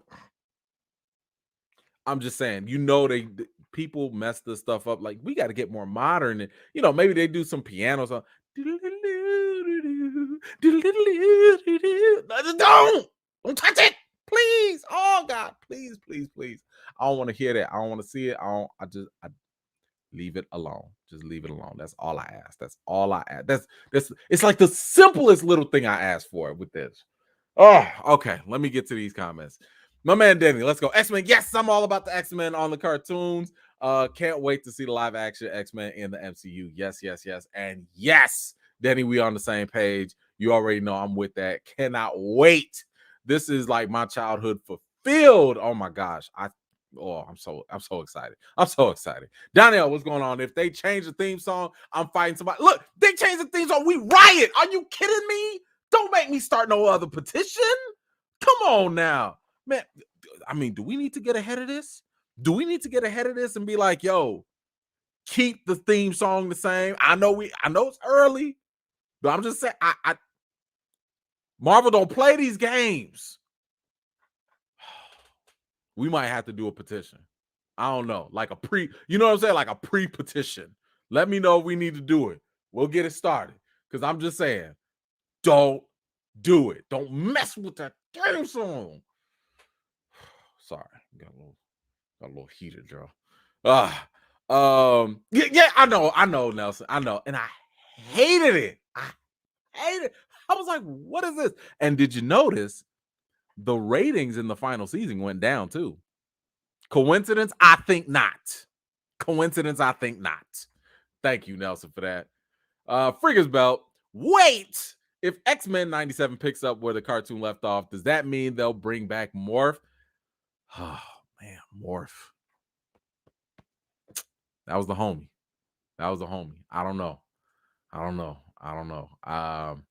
Man, they did Morph so bogus. Ooh, I might have to go revisit. I think I'm gonna go rewatch that whole series. I want to go rewatch that series. I think now you got me in my feelings. Now I'm going back to the nostalgia. Oh my gosh. Oh, okay. What we got? Dion, what's going on? When the live action comes, Wolverine must have a yellow suit. If not, we riot. Listen, we about to have a couple riots up in this, okay? But hey, you know what? If they put him in the classic OG brown and orange, I'm not gonna be mad at that. As a kid, I actually love the brown and orange OG Wolverine suit. I'm not gonna be mad. That's all I'm saying. I'm not gonna be mad. As long as don't nothing look like the nonsense from the other Fox stuff, I'll be fine with that too. We'll see. You gonna have me play that? Hey. I'm halfway tempted to play it now. If I wasn't crushed on time, I'd play that right now. What? Come. Oh no, they're gonna demonetize me. No, I can't do it. Oh, I would do it. I would do it. I would do it. Oh, please go play it. Somebody go play it. Oh, I love that song. Thank you. Diane, what's going on? Hey, man, I'm late to the party, but we'll catch up in the replay. Hope your trip was a success. Thank you, Diane. I'm so glad for your contribution. Glad that you could make it. Shout out to the replay gang once again. And of course, I will tell you a whole story about the trip in my next video. Thank you, ma'am. Okay. So we got all the news out about the announcements. We still gonna stay on this Marvel train. We got and then we're gonna get to the juicy stuff. All right. This caused a little bit of talk, just a little bit of talk online. I noticed some people were having some interesting conversations about this. Captain America, Sam Wilson, reportedly needs to earn the title. He needs to earn the title that I thought he got from the show. What was the point of Falcon and Winter Soldier? Like, wasn't the whole thing about whether or not he was worthy for the mantle or not? So a lot of this is due to Marvel producer Nate Moore. And, you know, he made some comments, and I'm going to play the comments for you so we can have the context. If I got the context, we're going to have the context. And what he was saying was, well, we'll get to what he was saying. I'll just say the way these articles were being put out there, it was making people question a lot of stuff, right? Some people were sitting here like, man, I don't remember Steve Rogers having to go through all these hoops to earn the title. Some people were talking about, maybe he's got to do more things as a hero. I'm like, saving a bus or a truck full of people ain't enough on TV. Some people are bringing up the racial component. And I understand some people are tired of the woke stuff. I get it, whatever. But you also can't discount the fact that sometimes that is the case. Whether it is the case here or not, I don't know. I'm just sitting here thinking to myself, like, I feel like, and I posted this on my Twitter, I feel like Marvel's like, hey, Sam, you still got to go ahead and earn this whole title that you just went through. My man Sam ain't beat up not one person in this whole show. He ain't got no powers, nothing. I feel like Marvel's like, yo, you still got to earn that title. And Anthony Mackie's out here being like Tyrese, like, yo, what more do you want from me? Why? What else do I got to do? Oh my goodness. I don't know what it's going to take. I don't know. But we're going to get to it right before. Let me get these comments so they don't disappear. My man Ernest back at it. Echo was a killer for Kingpin. Oh, that's right.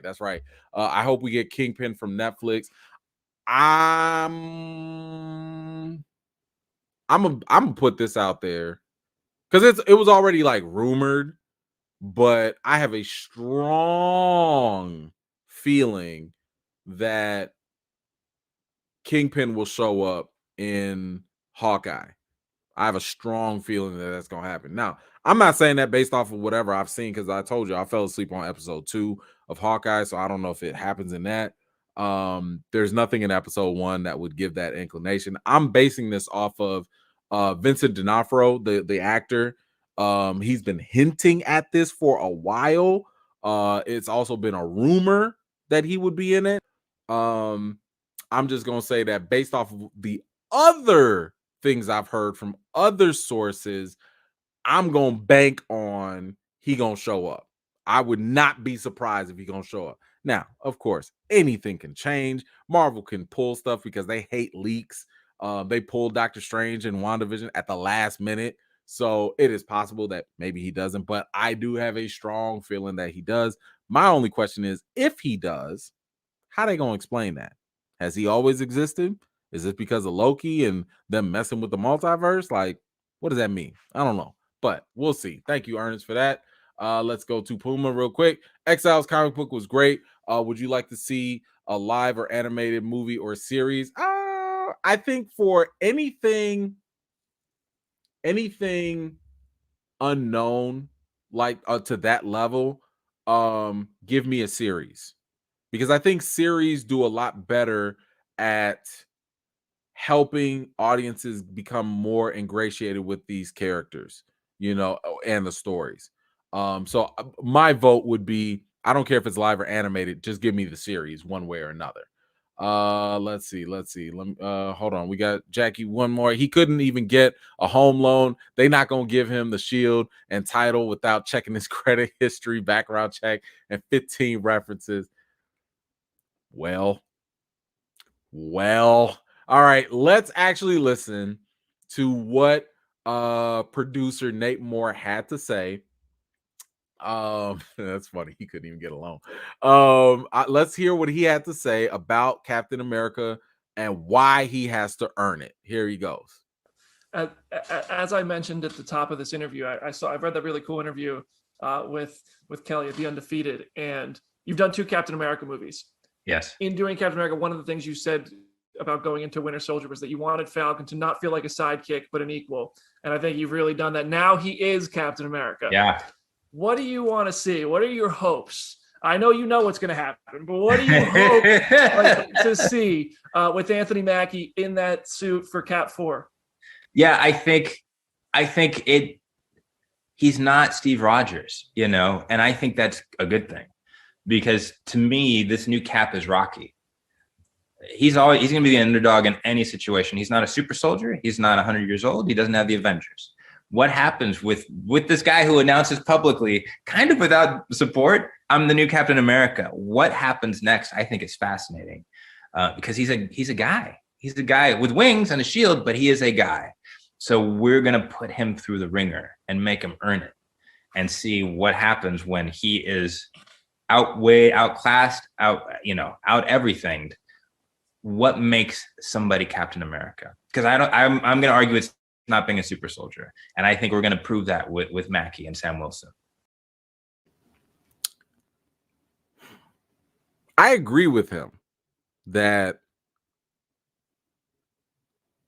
the super soldier thing was never what made anyone qualified to being Captain America. That was just like a bonus. And I've told people, I know a lot of people are like, man, Bucky should have been it because Bucky had the super serum and stuff like that. Y'all keep forgetting Bucky's crazy. Like, Bucky is broken. He knows that too. That's why he doesn't want the shield.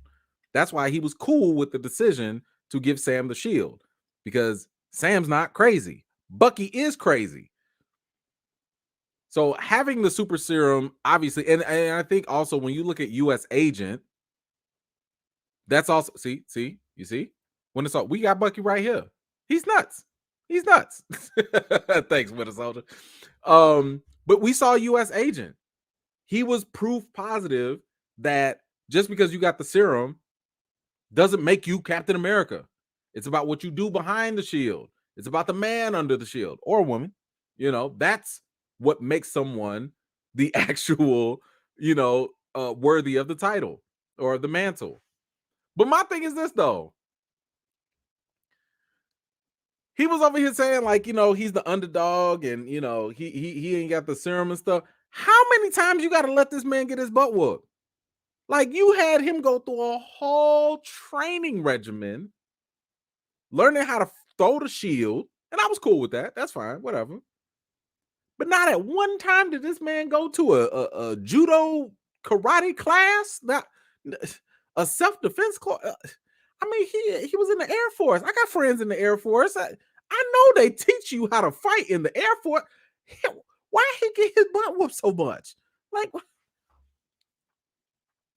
How much y'all gonna beat this man up before he could be qualified for this mantle? How much? I just want to know, is he gonna be able to fight by the end of Captain America 4? Because if he can't fight, throw the shield away. Forget the mantle and being worthy. I just don't want this man to keep getting beat up. That's all. You're not Kick-Ass. You know, Kick-Ass would get beat up. I mean, that was part of his whole thing.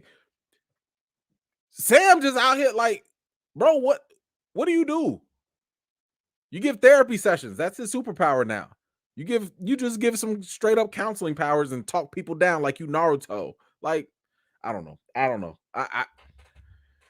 But to be fair, I do think that what they want to talk about, and somebody had mentioned this, so shout out to whoever said this. I think it was on my page.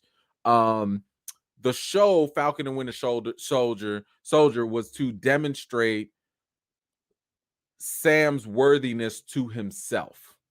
Sam had to prove to himself that he was worthy of having the mantle. Cool. The movie now is probably going to be about earning the mantle in the eyes of everybody else. Because as Nate Moore said, he just gave himself the title. You know, and as within the show, we did hear that some people are not going to like it just because of how he looks.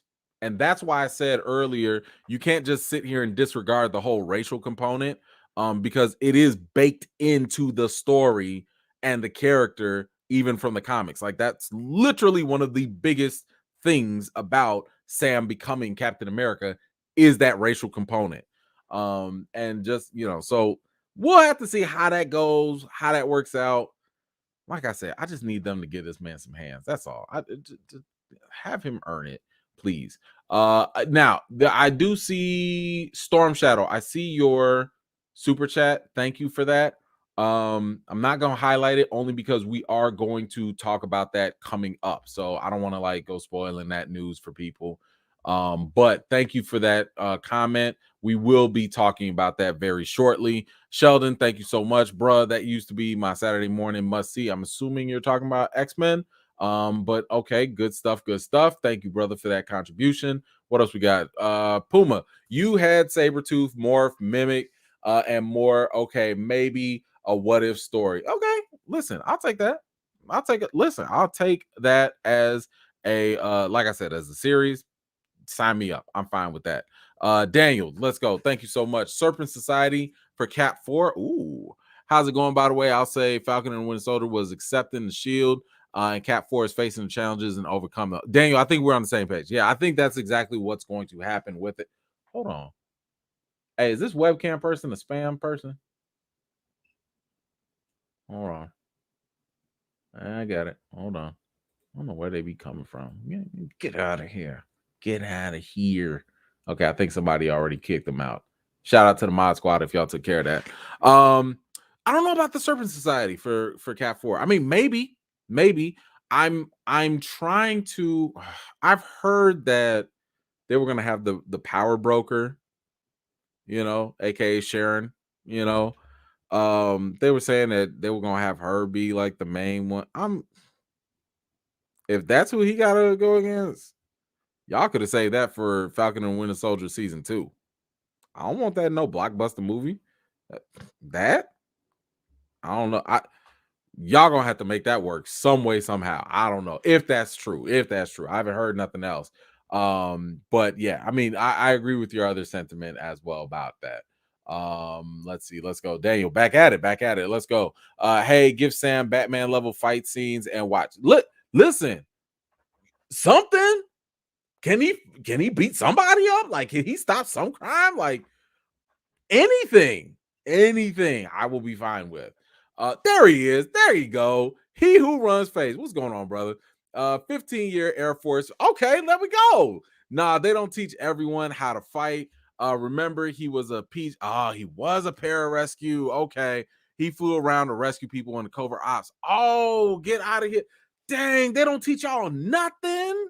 Not even the self-defense. I'm saying, Oh man, okay. Hey, bro, I'm gonna take your word for it. Okay. All right, man. Thank you for that, bro. Yikes. Yeah, thank you, Rims. I appreciate it.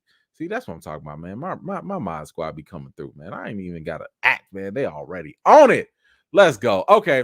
So how are y'all feeling about Captain America 4? How are y'all feeling about Sam still not having no hands, can't beat nothing? Let's see what happens, of course, as always. But I think we are getting into we gotta go to the news. Yep. All right. This is the part where we are going to talk about all the rumors and the news for Black Panther 2. A lot of the issues that have been going on. Yes, obviously y'all be bringing this stuff to my attention, so I'm hearing all of it. I'm commenting on a lot of it on Twitter. I'm usually going in on it. All right. I don't even know where to begin. That's how much mess is involved with this. I don't know where to begin. I don't know. All right. I guess we can pick up with Jesus. Okay, yeah, we might as well pick up with this. Y'all remember last week we talked about Letitia Wright, aka Shuri, how Shuri was injured, and because of her injury, that might have been the case or the cause for the delay in production for Black Panther 2. She got hurt doing like one of those rig stunts where they pull you up and stuff, and I guess this injury was like more severe than we thought. So because of that, they had to like give her time to recuperate. So she's in London right now. That's going to be important. She's in London and she's recuperating in the meantime. But y'all. Black Panther 2, Letitia Wright's status, because of her unvaxxed status, that might further delay filming. That, y'all, let me explain why. Basically, the CDC has implemented a new rule, and this was on November 8th, and it required all non-immigrant, non-citizens flying to the US, you have got to be fully vaccinated against COVID-19 and give proof of your vaccination before you board a plane coming into the US. Given that Letitia Wright is neither vaccinated nor a US citizen, this could complicate her return to filming the movie stateside. Yikes. Y'all, yikes. I mean, first we had the whole ordeal with her having issues posting that video, the conspiracy theories or whatever it was, had the transphobia. The video was problematic. Okay, that faded away. Then you had the reports of Letitia espousing unvaccination rhetoric or whatever on set. Now, she came out and refuted that. So that's he said, she said, whatever, done. But this right here, ay. She might not be able to just come back to the States. They still have to finish shooting. They still have to finish production. Now, Marvel thought that they can do what they needed to do while she's recovering, but apparently there's still more to do, that she was recovering from her injury, but this is going to be a complicated situation. She is very, very anti-vax. And I've already told y'all, I don't care whether you vaxxed or not. That's your personal belief. That's your right to do what you want to do with your body. Do what you feel comfortable with. As I've said before, as long as you are properly informed. Do research. Don't look stuff up. Verify sources, verify studies. Don't just take somebody's word because they said, I'm a doctor on TV or I'm a PhD. No. Do the real legwork. Be skeptical on both sides and come to a rational conclusion. There's your little moment. So I don't really care if she's vaxxed or not.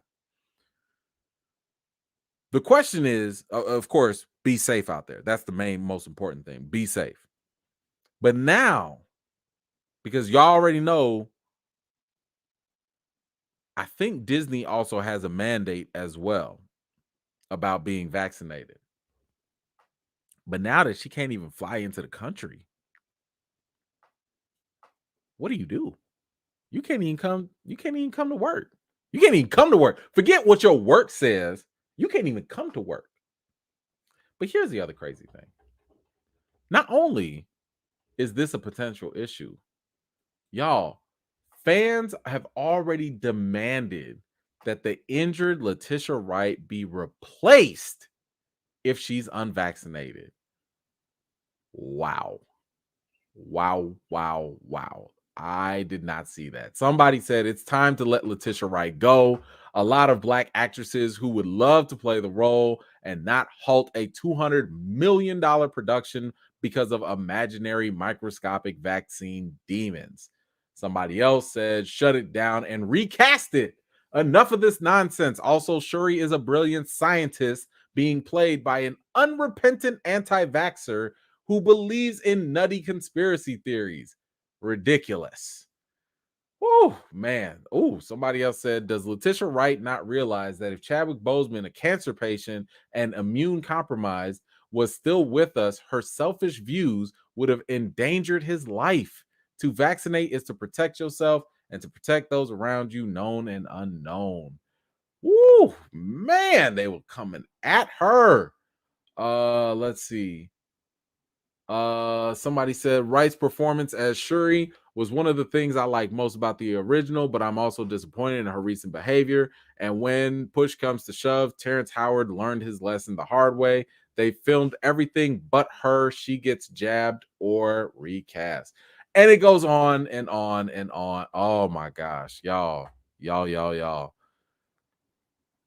I didn't know people was already like, listen. Y'all know where I stand on this. Recast T'Challa.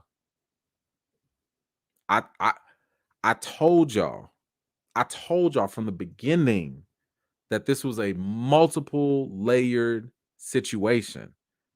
You have issues of Black representation. You have issues about whether or not you're actually honoring Chadwick Boseman's wishes or not. You have issues of giving other Black actors opportunities. You have issues about continuing the narrative, that you already set up. You have all these situations when you recast T'Challa that can be addressed. None of this would be an issue if they just recast T'Challa. None of it. Let's not forget, even though they were going to elevate Shuri and all that, that was always like in the plans. They changed the script when Chadwick passed, meaning that T'Challa had a significant role in this movie, and they altered all of that probably to elevate Shuri even more. She was always going to be elevated. This is one of the reasons why I've never had a problem with Shuri potentially becoming the Black Panther. I've never had an issue with that because that was always in the plans. It was in the comics. That's not the problem. The problem was always getting completely rid of T'Challa. That's why recast T'Challa. That's why that was. Because you can uplift Shuri without eradicating T'Challa. And anyone that believes otherwise, you have not read comics. And there's a bigger issue that you need to deal with because we don't need that type of, misandry where we're like just being careless when it comes to the portrayal of Black men. We don't need all of that. You can do both. You can uplift both at the same time. You can make one take a sideline and uplift the other. That's okay. Let me get this before this disappears. Daniel, Yolande Noel is T'Challa. Fine, good. I'm gonna tell y'all, I don't care who is T'Challa. I just want T'Challa in, and he was on my top 5 for sure. Just bring him back. It literally will uncomplicate all this stuff. Danielle, thank you so much. Sam could not beat the Dora. The brother might want to holler at Shang-Chi. Hey, actually, that's not a bad idea. Shang-Chi, hey, in the comics, Shang-Chi, he did train people. He trained Spider-Man too. So you're right. Thank you so much for that. I'm grabbing these before they disappear. Dion, thank you. BP2 is in production hell. Letitia is the root of it. She does not want the bag. It's embarrassing. I feel sorry for Ryan Coogler. Recast T'Challa. I want to avoid putting anything personal on her. I don't want to do that only because I do believe that she wants to do the best for herself. She like, I'm not going to begrudge anybody holding on to their own beliefs. And I do think that she also wants to be a professional and work within those confines too. Because honestly, if it was like, if she was, let's just say she was so anti-vax. Let's just say that. She's so anti-vax that she doesn't like anything. I feel like she would just step down. I feel like she, we've seen that. Ice Cube stepped away because the movie studios had a vaccine mandate. Don't want to do it. Emilio Estevez decided to step away from the Mighty Ducks on Disney Plus because of Disney's mandates and stuff. So I feel like people have the right and the option, if they feel so heavily convicted, to just walk away if they don't want it. And I do. So that's one of the reasons why I don't want to sit here and be like, she's the problem and this, because I think she is trying to work within the confines, but the situations around her are piling up. They're piling up, and it's not a good look. It's not a good look. So I will agree that the optics with her are not good. Not good. Nelson, what you got? Shuri variant replacement and make BP2 a TV series. Fine with me. As long as you bring T'Challa back in there too. Fine with me. Yeah. I made a video. I said they should have replaced Black Panther 2, broken it up, and made it a Disney Plus series anyway. Give Letitia her right. I guess they might replace it. I don't know.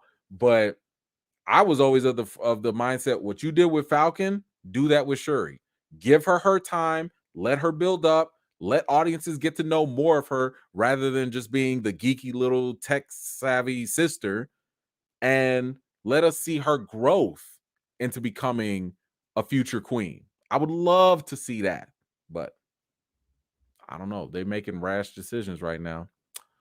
Ty, thank you so much for that super sticker. I appreciate you, man. What else we got? Danielle, time to Terrence Howard, Letitia. Bye, girl. Listen, here's the crazy thing, though. I told y'all that fans were already out here demanding that she gets replaced. Why did Forbes already come out talking about, here are 5 people that can replace her? Word? Just like that? Y'all ready to get rid of her just like that? Y'all ready to recast her just like that? I would argue there's a better argument to be made to recast T'Challa. Y'all want to recast Shuri? Recast T'Challa too. When I tell you, like, this is such a unique situation that we have to throw away all these rules and stuff. We have to ask ourselves, what do we really want? And I think the 2 things that we want at the end of the day, I think the 2 things, wherever you fall on whatever side of whatever argument, we all want a good story. And I think we all want a means of honoring Chadwick Boseman and the work that he put in. I think that is at the very minimum from whether you from Marvel, whether you the cast, whether you an audience member, that's what we all want. A good story, and let's shout out Chadwick. This is what Recast T'Challa accomplishes, because recasting him is no way near disrespectful. It continues the work that was the honor of his career. Go check his Twitter. I posted it. Go check his Twitter page. That's what was posted by his family when he passed. It was the honor of his career, not to bring Wakanda to life, not to bring Black Panther to life, but to bring King T'Challa to life. So y'all really gonna have to answer me, how does killing that character off that was an honor to bring to life a means of honoring him? Please make it make sense. I'm talking to the people that think it's disrespectful to recast. What's more important? Not recasting because you think it's not, because you think it's disrespectful, or continuing what is in line with what the actual person that passed away, what they thought and believed. I think it's the latter. But all it is with Shuri,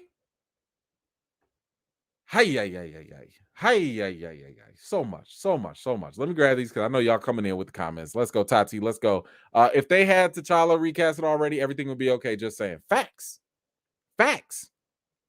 And let me also make this very clear.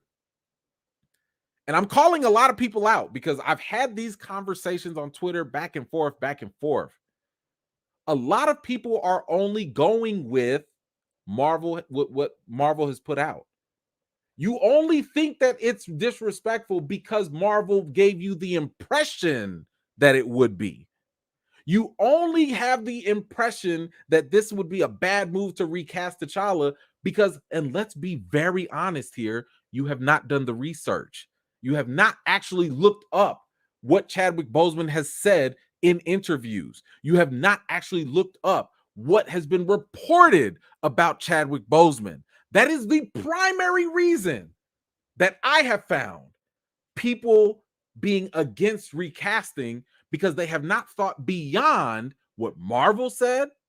They're just taking whatever Marvel says and runs with it. Nor have they actually thought about any of the other excuses. Like, anybody that comes behind Chadwick is not going to want the pressure. What are you talking about? When has that been the case? So if that was the case, what all these other roles that were iconic and then recast in some other form, the actors said no? I didn't see nobody say no to James Bond after Sean Connery. What are you talking about? It's an honor for a professional actor to step in and bring their own take and continue something and build on it. That's not how actors think. Audiences and fans have been more wrong about how the industry works than anything else.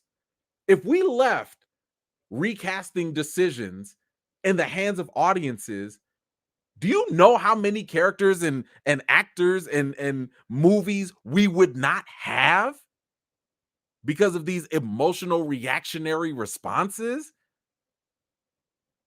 You would never get another Joker after Jack, did his, after Jack Nicholson. You would never get another one. You wouldn't get another James Bond after Sean Connery. You wouldn't get another Superman after Christopher Reeve if we listen to fans. Linda Carter would probably still be Wonder Woman if we listen to fans. But because those roles have been recast, the legacies have excelled. We remember Linda Carter. She's not passed away, thankfully, but we remember her because Gal Gadot is Wonder Woman today. We remember Christopher Reeve because Henry Cavill is still Superman today. We remember Michael Keaton. He's not gone either, but we remember the past characters because Robert Pattinson is going to be Batman today. That's how legacies are built. They're not built when you kill them off. Damn it. Sorry, didn't mean to rant. Didier, thank you. Letitia, Kyrie, Aaron, and Joe Rogan. Oh, right. Oh, Jesus. You just went with the whole gamut there. Need to swallow her pride and secure the bag. I agree, man. Like, whatever.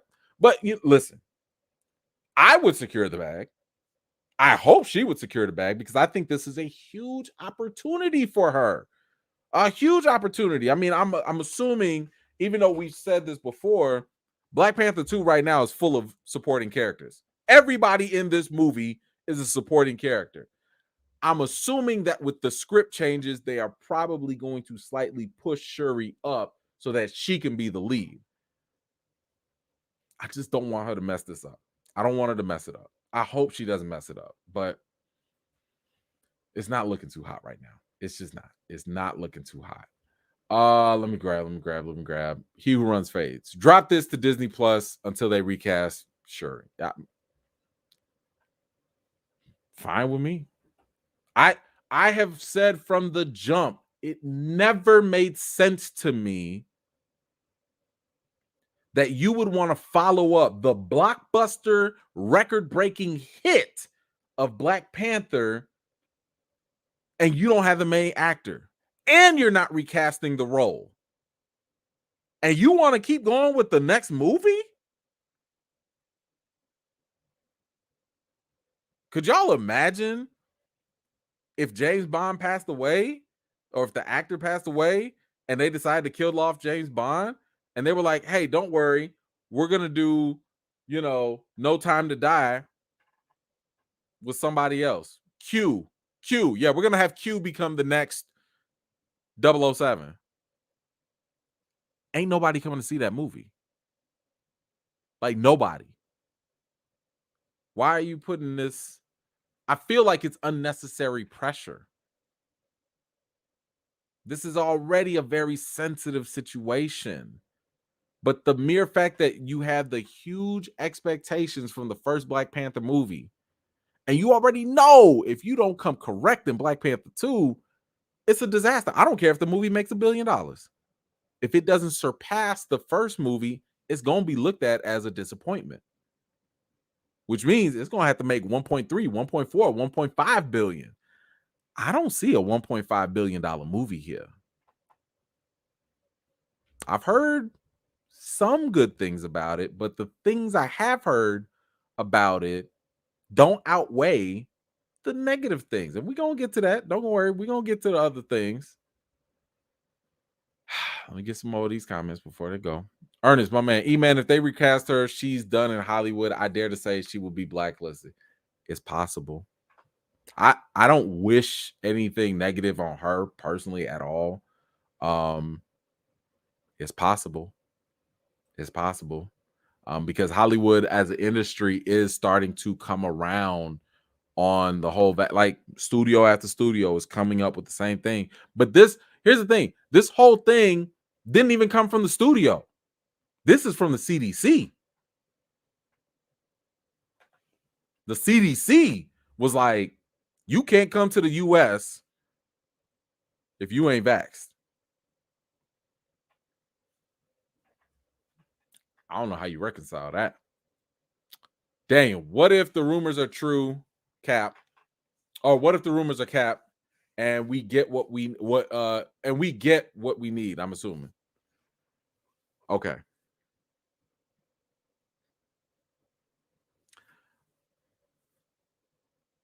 I have to be very careful with what I'm about to say for a number of reasons. So I want you guys to hear what I'm saying because I can't say what I need or want to say publicly.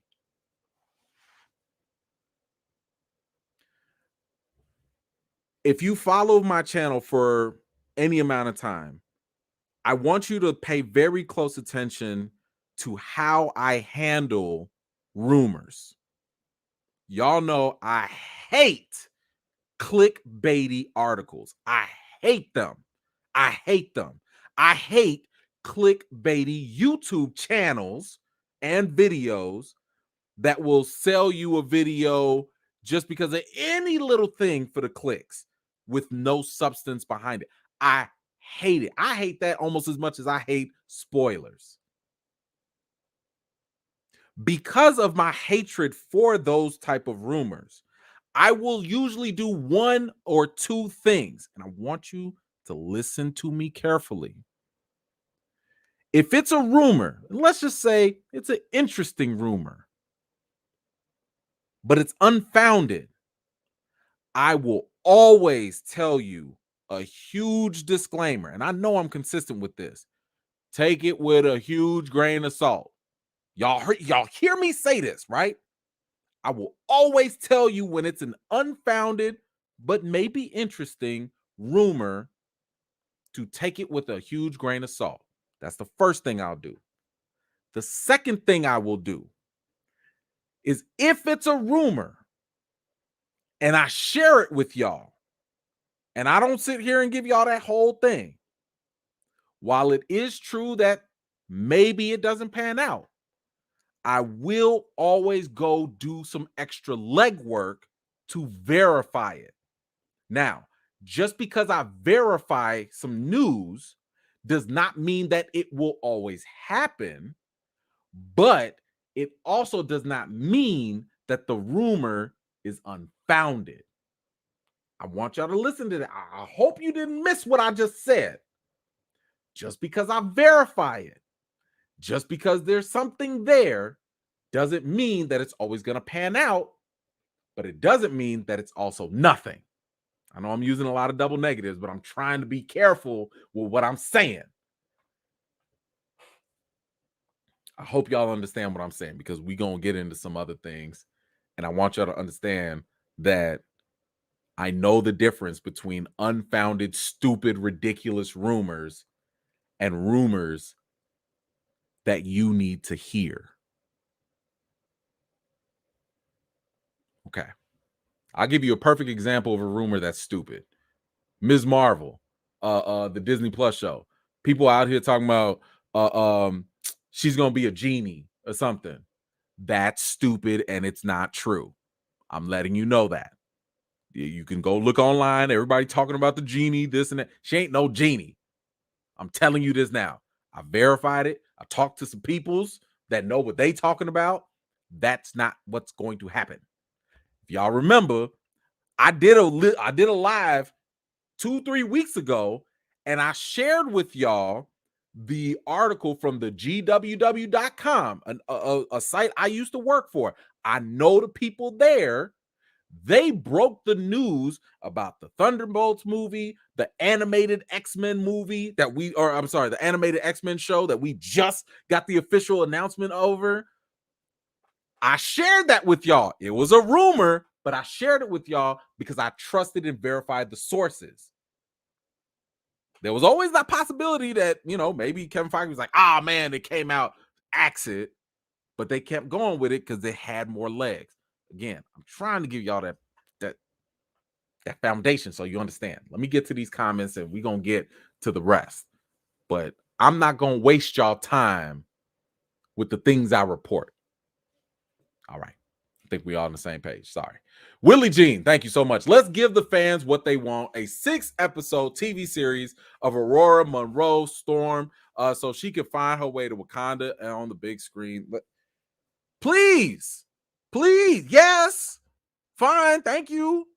I'm very okay with this. Give me all the Storm. Yes. African Queen Goddess. Come with it. Thank you, Willie. Dion, I heard M'Baku will possibly be considered, and we'll talk about that. We'll talk about that. Thank you, Dion. Appreciate you. We will talk about that. Diane, let's see. I would like to see Lakeith Stanfield and BP. Okay.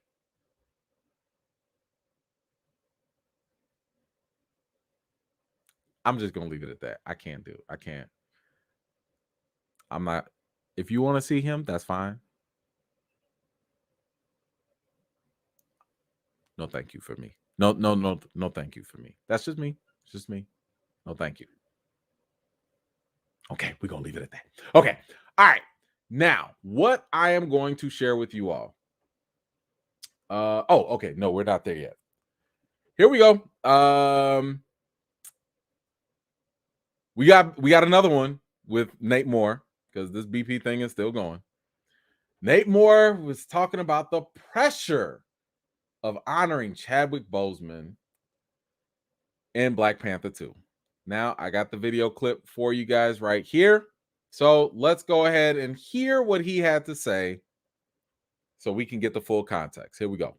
So since we're talking about Black Panther, Wakanda Forever, how is it going on set? And how are you going to spend all this time now that you guys are going to be home for the holidays, right? No, it's good. I mean, there's plenty for us to be doing, you know, and Coogler's back and he's a great partner. And, you know, I think this movie has a different sort of pressure on it, obviously with the loss of Chadwick, which was unexpected and unprecedented in a way narratively to figure out how to deal with.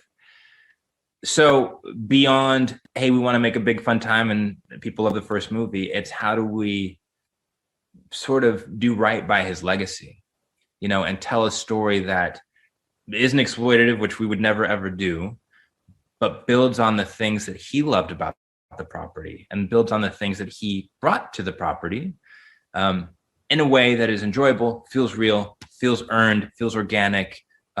Because I think people are going to see the movie in two lenses, pure entertainment, but also cathartic. And we have to be conscious of both of those lenses as we're making it.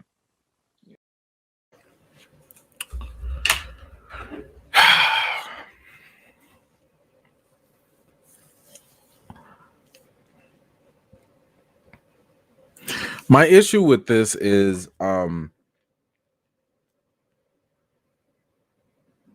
I think Nate Moore and Marvel believes, and I've said this before, they really believe that they're doing the right thing.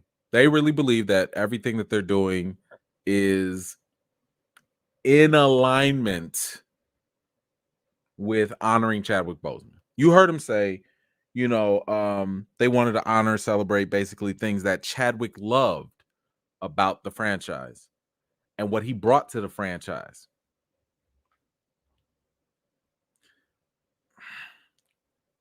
Let me dissect that for you all. It is true because I told y'all I've watched almost every interview I could get my hands on when it came to Chadwick Boseman and anything Black Panther related. I really wanted to get a sense and idea of what was going through this man's head. I mean, I'm sitting here watching his 30-minute interviews, his 1-hour interviews, his interviews on Jimmy Kimmel, his interviews on the Comedy Central thing with Trevor Noah. Like, I'm watching his Breakfast Club interviews. I'm watching all his interviews that I can so I could really get a sense of what was going on with him. One thing that is true is Chadwick did acknowledge that he loved what Wakanda was, right? He loved the characters. He loved the franchise. He wanted Wakanda and Black Panther to be what it was because he knew the impact that it carried. I think I'm very, very safe, I think, in saying all this because it's out there. If you go listen to his interviews during his press run in 2018 when the movie was being marketed, listen to what he says. He's like, yes, you know, the characters, man, that's great. Yeah, Wakanda, what it represents, that's dope. He does like that. My issue is that I believe, from what I'm hearing from Kevin Feige and from now Nate Moore, is that they are cherry picking that one little aspect that is true. And in a sense, I don't want to say that they're lying because it's almost like a lie via omission. Almost. I'm not saying that they're lying, but it's almost like that. Because the issue that they're doing is they're trying to play up this idea that Black Panther 2 is going to be all about Wakanda. And that when you listen to what he says and how he says it, Nate Moore and Kevin Feige, they say these things as if everything is perfectly in line with what Chadwick would have loved and wanted. And the other part of his conversation that he mentioned was when he said that when he mentioned what Chadwick brought to the franchise. Excuse me, Mr. Moore. Chadwick brought T'Challa to the franchise. Why would you even consider getting rid of T'Challa in a way to honor him then? This is what I'm talking about.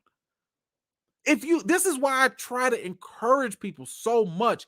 Go listen to what Chadwick Boseman has to say. Go listen to his interviews. Go listen to his brother talk about the role. Go listen to his friends who knew him about what he thought about acting and the roles he took. Do the work on Chadwick, and don't worry, I'll put it all together one day. I do plan on putting it all together to give people no more excuses.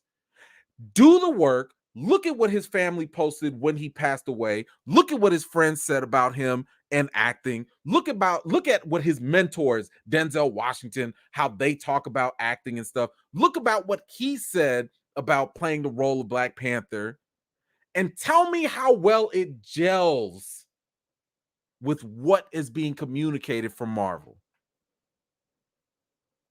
The two don't add up to me. And I can understand some people saying, like, well, Marvel has the right to celebrate him how they want to. You are correct. Yes, they do. But the one thing that kind of bothers me is, like, when you celebrate people or when you honor them, shouldn't it be consistent with what they actually wanted? And I'm not trying to get political with this, but it's almost like the Colin Kaepernick situation. Imagine if the NFL, if y'all recall, Colin Kaepernick took a knee against police brutality. That was the basic premise of his entire stance. Imagine if the NFL was like, you know what? We want to honor and celebrate Colin Kaepernick. So in order to do that, we're going to give a donation to the police union. That's how it feels like what's going on, because Colin Kaepernick doesn't have a problem with police officers. He has a problem with police brutality. Okay, you see that very specific difference. Police brutality is not something anyone should support, even police. It's illegal. It's bad. There should be no argument against, or, you should not be arguing against police brutality. Nobody should be okay with that. The argument is not Colin Kaepernick hates police. He hates police brutality. So it wouldn't make sense if the NFL was like, hey, let's honor Chadwick, let's honor Kaepernick by giving money to the police. This is how it feels like Marvel's going about it. Marvel says, yeah, we want to do these things that Chadwick loves. Yeah, we want to do these things to honor what he brings to the table. But if you kill his character off, I don't believe that that's consistent. I just don't. Let me get this question here. Mambo Jazz, I see your question. We're going to get to that. I'm not going to spoil it for people. But yes, thank you, brother, for the contribution. I'm just not going to click on it yet because we're literally about to get right into that. Let's see. My man Emmanuel, what's going on? But we have to trust they will do right by us with the next movie because they did right by us the first time. Hold the trust, bro.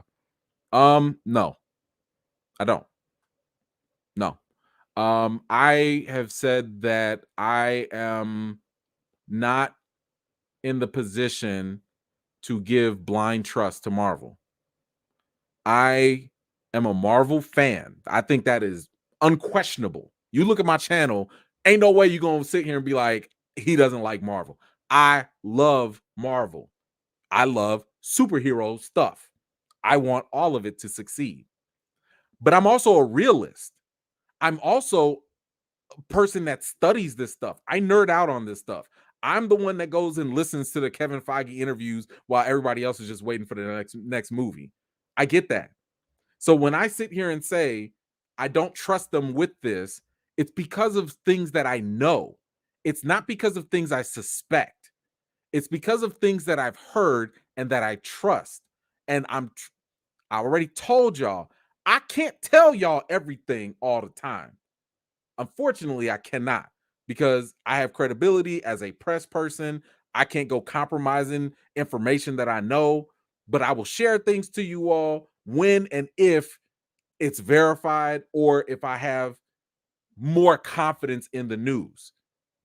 Now, you might want to trust Marvel, and I'm not just saying you, but I'm saying you in general. You might want to trust Marvel because you just don't know all the information. That's fine. That's fine. I'm not going to, because I've done more work on this and I've heard very disturbing things that have put me in the position that I'm in. Let me tell you, read between the lines here. I would not put myself on national television going out there starting a viral petition if I was not extremely confident in my position. I care about my namesake. I care about my credibility. I would not put myself in front of hundreds of millions of people on TV and the internet if I was not absolutely confident in my position on this subject. I'll leave that at that. Thank you. Tati, I feel like they are fooling us and they're certain that we aren't seeing it. I will say that there are a lot of people that, again, don't know. A lot of people haven't heard Chadwick's interviews. A lot of people don't know what he feels or how he felt about the character. A lot of people are so used to being impressed by Marvel that they just believe everything Marvel says and does is good and gold. Even though Marvel has a track record of messing up. Marvel's not perfect. I told you, I give Marvel credit whenever they do great things, and I hold them accountable when they mess up too. Let's not forget how they did the whitewashing with Tilda Swinton. They dropped the ball with that. Okay, they're not perfect. They mess up. It's okay because they're human. But when they do mess up, we can't sit here and act like, well, we just got to give them blind faith. Well, let's just wait and see what they do. No, I ain't gotta wait and see. That's like saying, like, you know what? Somebody's about to to shoot you. You know that they're planning to shoot you, and you just need to wait and see because maybe they just won't shoot you. No, how about you go take yourself to the police and be like, yo, that person might shoot me. Somebody protect me, and divert that thing from happening. I don't need to wait and see for Marvel to do stuff for them to then drop the ball, you know, whereas instead we could be like, hey, whatever you do, don't do this. Whatever you do, don't do this. But yeah, I think they are banking on people's ignorance. And I'm saying that literally as in people that just don't know, people that don't know about Chadwick, people that don't understand the history and the impact of what the Black Panther franchise even means for Black representation. There are a lot of people that it does not matter for. They don't care. And because they don't care, they're not invested. And I get it. You don't have to be invested. I am invested because this means something to me. And I know what it means for all the young kids that are watching this stuff. I care about the impact and the imprint it leaves on them. Thanks so much, Jay. Best part of YouTube the whole week. Thank you. I appreciate you. Eric, let's go. How are they going to honor the legacy of the actor by killing the legacy of the character? Because they want to kill off the character. These are the questions that need to be answered. These are the questions that the big trades, the Hollywood Reporter, Variety, don't nobody want to ask. And I guarantee you, they have inside information. They got better sources than I do. I know for a fact they do. These are the people that they could call up Kevin Feige on the phone right now and be like, hey, what's going to happen in the movie? Oh, for real? All right, cool. We ain't going to say nothing, though. All right, bye. Like, they could do that. But I won't name any outlets, but I'll say this. When I was writing my my paper, my article for the rap.com, when I wrote my article on Recast T'Challa, I pitched that article. Here go the article right here. When I pitched this article to other big publications, they turned me down. They turned me down mainly because they thought it was too sensitive of a topic. They was like, We can't talk about this. We don't want to ruffle no feathers. Chadwick's passing is too sensitive. I'm like, that's exactly the point of the article. Like, why wouldn't you talk about it? It's something worth talking about. The rap was the only one that gave me the shot. Because they for them, and shout out to the rap, they were like, yo, we don't hear enough from people that look like you. Y'all don't usually have the platform to speak on these issues. So they let me do that. But when I went to the bigger players, they were too scared. My guess, they didn't want to have their red carpet access ruined or something. Because God forbid anybody be critical of Marvel. Apparently, we're all supposed to just trust them blindly and just do whatever they say and go with it. Nah, I don't do that. I don't roll that way.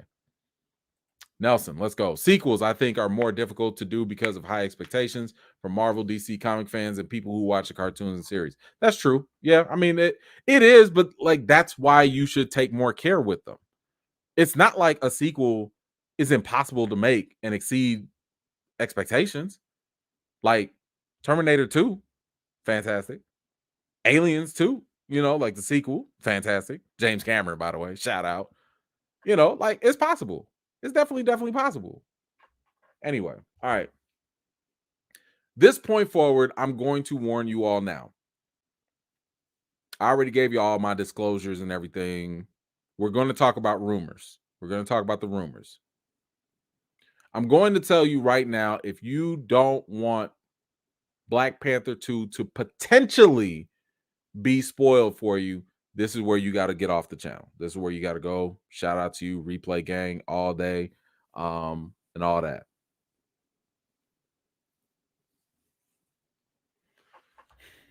So I've given you your warning. Take it how you want it.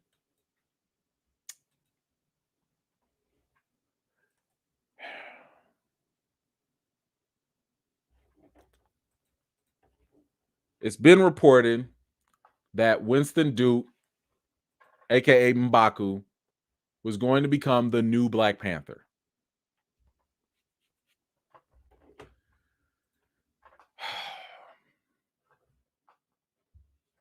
Now, this could change. It could change. But I will say that I have verified with my sources on this, and I will just say it has legs.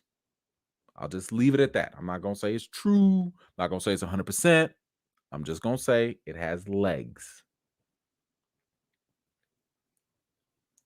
The problem I have with this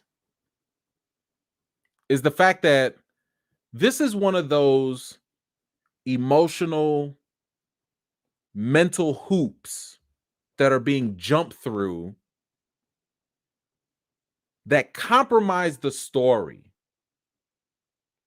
I want y'all to remember what happened in the first movie. For you comic book fans, first of all, let's not forget M'Baku, or Man Ape as he was in the comics, is a villain. He's a villain. Okay? He's a villain.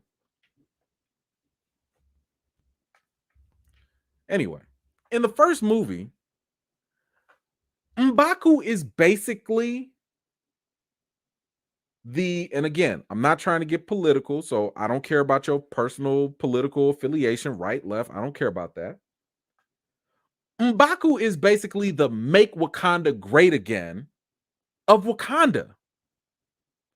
Do y'all not remember what this man said in the very beginning on Challenge Day? On Challenge Day. The people that scoff at the technological advances headed by this little girl, the little 16-year-old.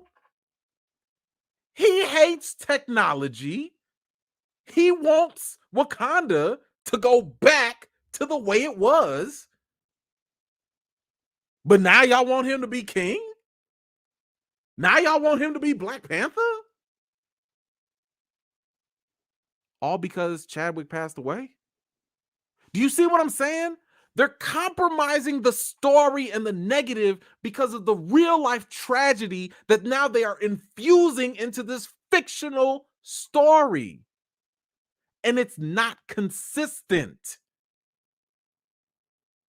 This is why I also say it was always never a good idea to bring in Killmonger and heal him up and make him the new Black Panther, because it's inconsistent with the man's beliefs. Killmonger had the opportunity. He was given the chance to live and to be healed. And T'Challa gave him that. He was like, yo, man, we can heal you. And what did he do? He gave us one of the best lines in the movie and said, nah, man, forget that. I'm going to hold on to my convictions.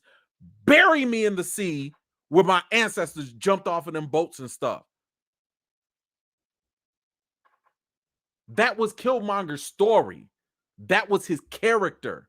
That was his motivation. That's why I say, when y'all be trying, not all of y'all, but when some of y'all be like, why can't Killmonger come back? That y'all are talking on, you just like Michael B. Jordan. And that's fine. He's a good actor. I get it. That's fine.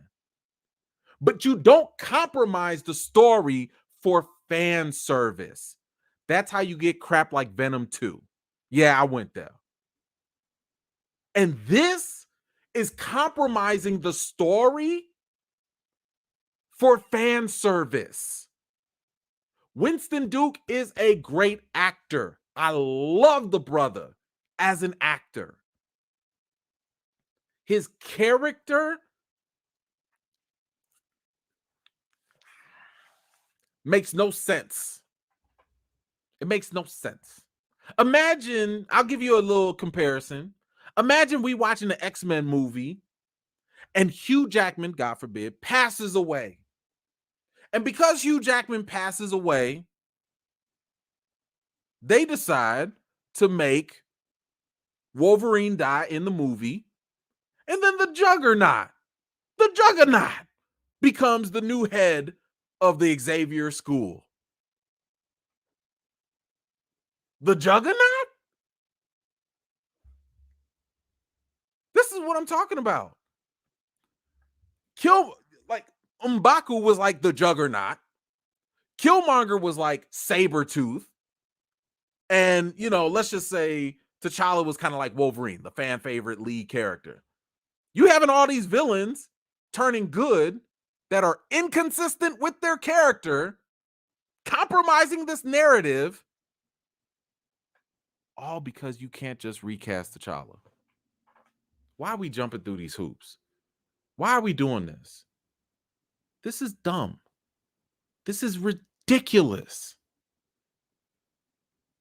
I mean, for real. Again, I got nothing but love and respect for Winston Duke as an actor.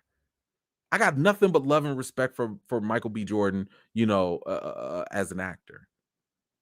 But what I don't like, because I told y'all, I'm a Marvel fan, I'm a DC fan, I'm a superhero genre fan. What I don't like, because what do we say that we need? The two basic things: honor Chadwick, the real person, honor him, and tell us a good story. This right here, it don't sound like nothing like a good story. Now, I said that this has legs, but I've also said, because rumors and leaks happen, it has also been reported and confirmed that Kevin Feige hates leaks. He hates them. And when things are leaked, he will change the stories up. He will change things up. We also had a report that came from the do I have that book here? I don't think I have it here. That Marvel behind the scenes, the true story of Marvel Studios book. He changed the story of the Hulk because of a rumor that leaked that they were thinking about doing a Planet Hulk movie.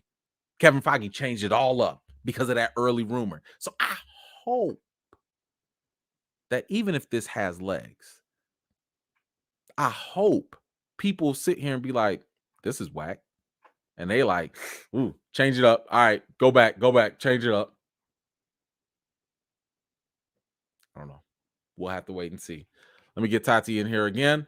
Let's see. They know exactly what they're doing, but as we say in Brazil, they put on the landscape face. Your work is like, man, thank you. That's funny. The landscape face. Thank you so much, Tati. I appreciate you. Let me see. There's one more. I think I saw. Okay, Daniel. You're right 100%. Remember what happened with SW? What's SWs? And that that'll unrival everything the first film built up, unravel the first thing. Yes. This franchise means so much to our community. Yeah. I mean, it does mean a lot. It does. And this is why I'm trying to push this so much. Like, there's too much at stake. This is a very sensitive situation. It's a very complicated one. And I agree with Nate Moore that, there is a different type of pressure when it comes to Black Panther 2. There is. But this is why I was saying, like, y'all have other options. Y'all could have made this a Disney Plus show all about Shuri. You could have made this story take place during the blip, instead. You could have delayed this movie. I think everybody would have been fully in, understanding. Everybody would have understood that, you got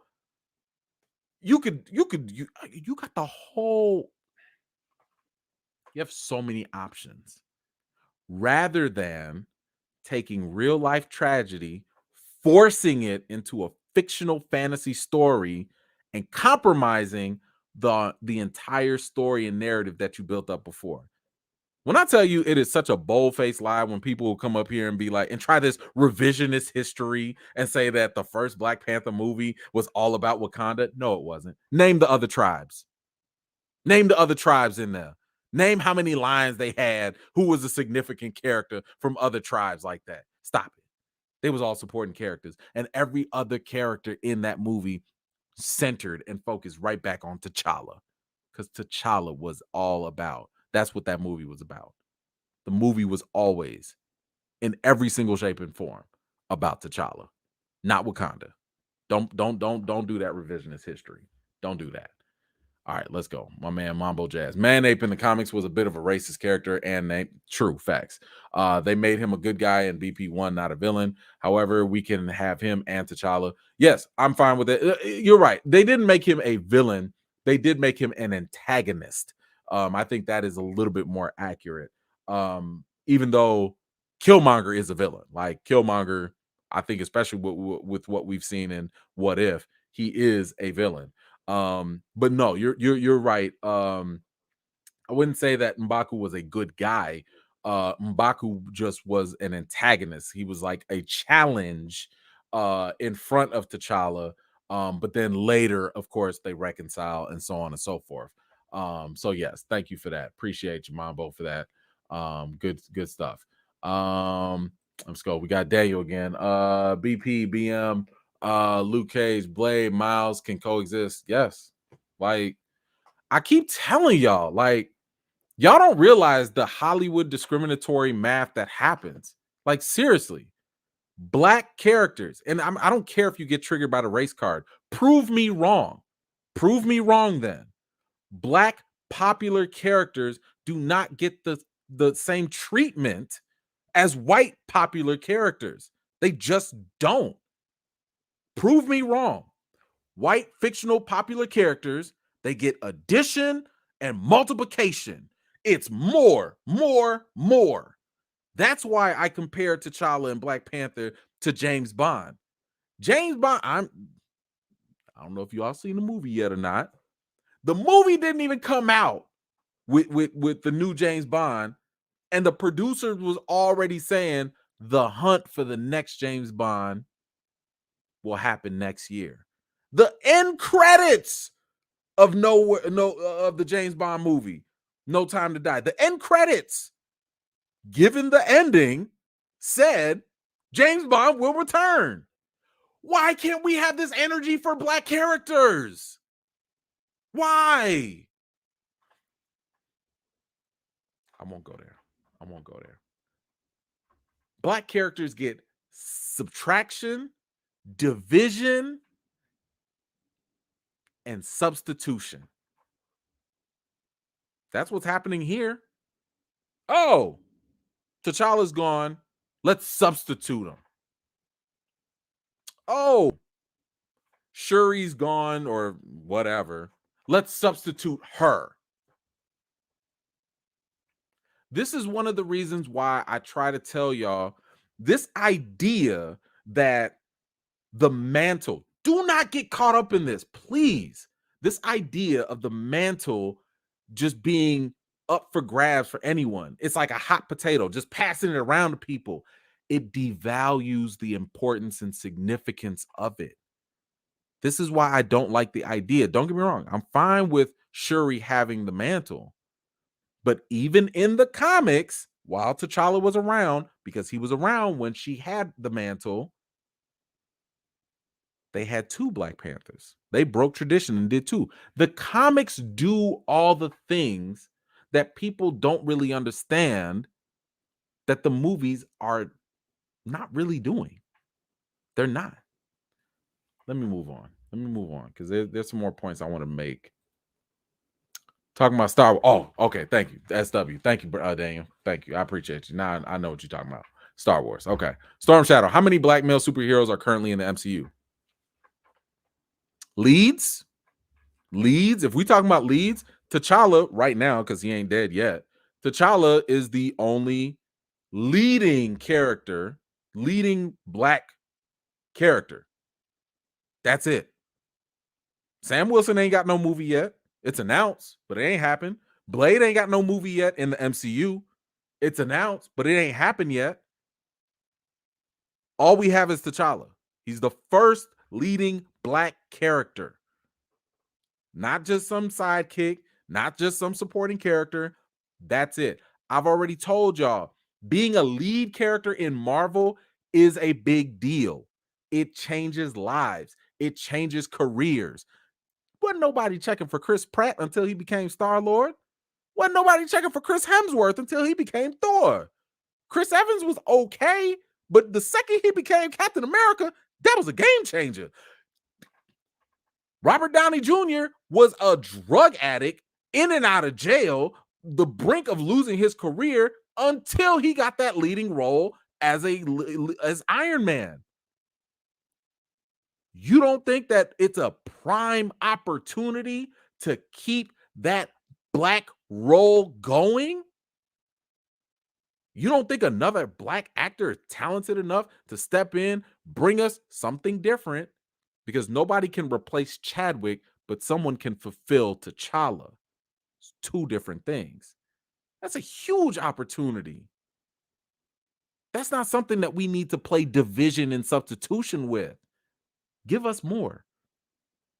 Give us T'Challa and Shuri. Give us T'Challa, Shuri, and Monica Rambeau. Give us T'Challa, Shuri, Blade, Storm, Blue Marvel. Give us all of that. At the very least, let them complete their story. At least. Thank you, Storm Shadow. Can we talk whenever you're free? We talking now. And I'm never free. I wish I was. Oh, man, I really do. Rims, thank you. Side note, E, when are we getting the EFAM shirts? Oh, man. Listen, you know what? Okay. I need help with that. If anybody is a t-shirt designer, if anybody knows, if you just good with the graphics, give me some ideas on what that shirt would look like. And I can make them. I'll make them. But yes, please let me know, because my brain is just, I can't think of what. I'll just make a black shirt and say EFAM. But look, give me some ideas if y'all have any and let me know so I could do it. Oh, man, my man. Come on, just my opinion. Let's go. Thank you so much. I'm super late. Bob Chapek trying to change my mind with this Disney Plus day. X-Men 97. Yes. Why no mention of Armor Wars? Good question. Shuri and Dave Chappelle rules. Recast T'Challa. Yes. Thank you, brother. I appreciate you. And yes, I'm going to get that video up. I know you pressed me for that too. I'm going to get that up of our spoiler review. Y'all make sure to go follow this man when you get the opportunity as well. Great content there. All right, I'm gonna go to the very last one. As I said, if you are not, if you don't want potential spoilers, this is where you turn away, whatever. So this is, I would say, in the same vein of, I verified this. It has legs. Doesn't mean it's gonna stay. Marvel can always change their mind. But this is more. This does have legs to it. More than it. More than some would say.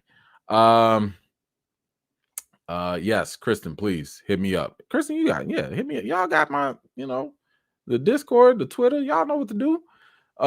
Okay, so this is the next one. This is probably the one I have the biggest problem with. Here's the next rumor. Black Panther 2 rumored to feature the child of Chadwick Boseman's T'Challa. So once again, this is one of those situations where they, I think, want to compromise the story for the sake of the real life tragedy. Now, let me explain what this is not. Because I know some people are like, oh, T'Challa did have a kid, Azuri, in the comics. Yeah, you're right. He did. With Storm. He had a son with Storm. I'm not saying that's the actual kid. I don't know where they got that picture from. But that's not Azuri. That's not T'Challa and Storm's kid.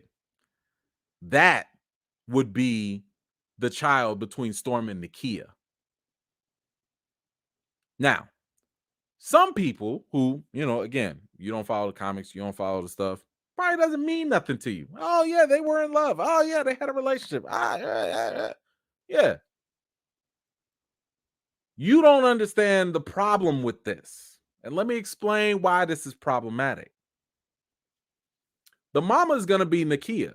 Do you know why it's going to be Nakia? Because this is, again, I told y'all, I listened to, and I'm mad. I'm sorry I didn't bring the interview with me. I'll bring it next time, or I'll share it on my social media. This is from Lupita. I'm more than confident it's from Lupita. Because Lupita had said something. I remember people were talking about Storm and T'Challa and stuff like that. And I remember whether she was saying this in jest or whether she was joking, I don't know. But basically, she was like, no, me and Chadwick, no, I love Chadwick. Oh, and again, maybe that was just professional, maybe that was whatever. But the thing is, she was under the impression that Nakia and T'Challa need to hook up. Remember, this is not far-fetched and uncommon in Marvel. I told y'all already, Mark Ruffalo is the reason why we got Smart Hulk and why we do not have Savage Hulk or World Breaker Hulk. Him, the actor came in and thought that they knew better for the story and the character and changed it all up. Same thing happened with Avengers Endgame and the A-Team, where the women all came together and it looked terrible. It was terrible. It was a terrible pandering moment. Why? Brie Larson came in and was like, hey, we got all these strong women in here. Man, we got to do something with this. We got to do something. So they forced it into the script. This is why I say Marvel's not perfect. They're human. They fell under the peer pressure of these actors and was like, ooh, that sounds like a good idea.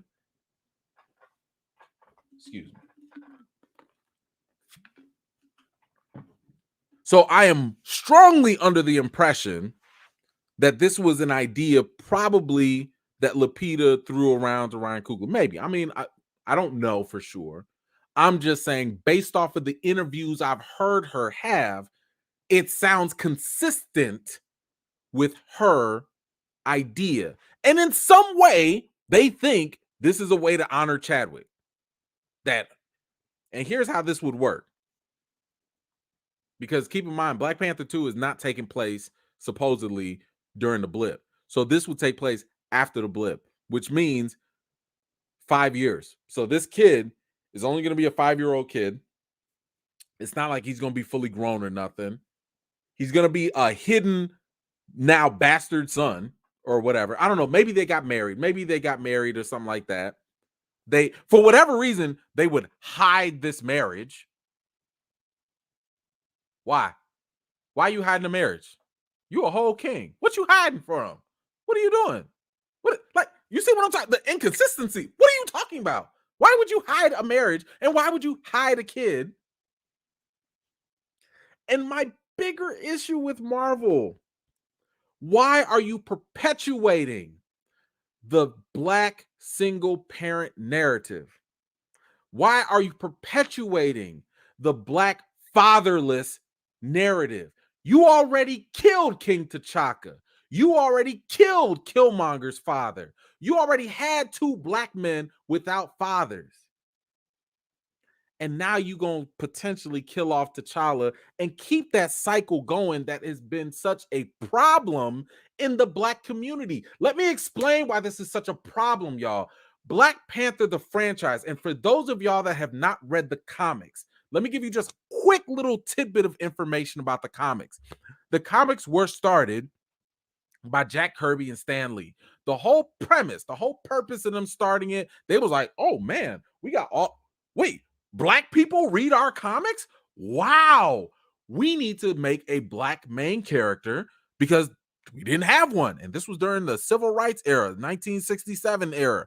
So Stan Lee was like, all right, cool. Let's make a Black character for these Black readers that we have so they can feel represented in scene 2. Cool, great, wonderful. Let me tell you, them first couple years was kind of rough. Okay, the stories were kind of rough, but we was happy. We got the first mainstream Black character in T'Challa as the Black Panther in mainstream comics. Great, cool. He's like the Jackie Robinson, crossing the color barrier. But let me tell you what really happened. There was a shift in the writers. When the writers stopped being white and they passed it on to Black writers, Black representation elevated. What do I mean by that?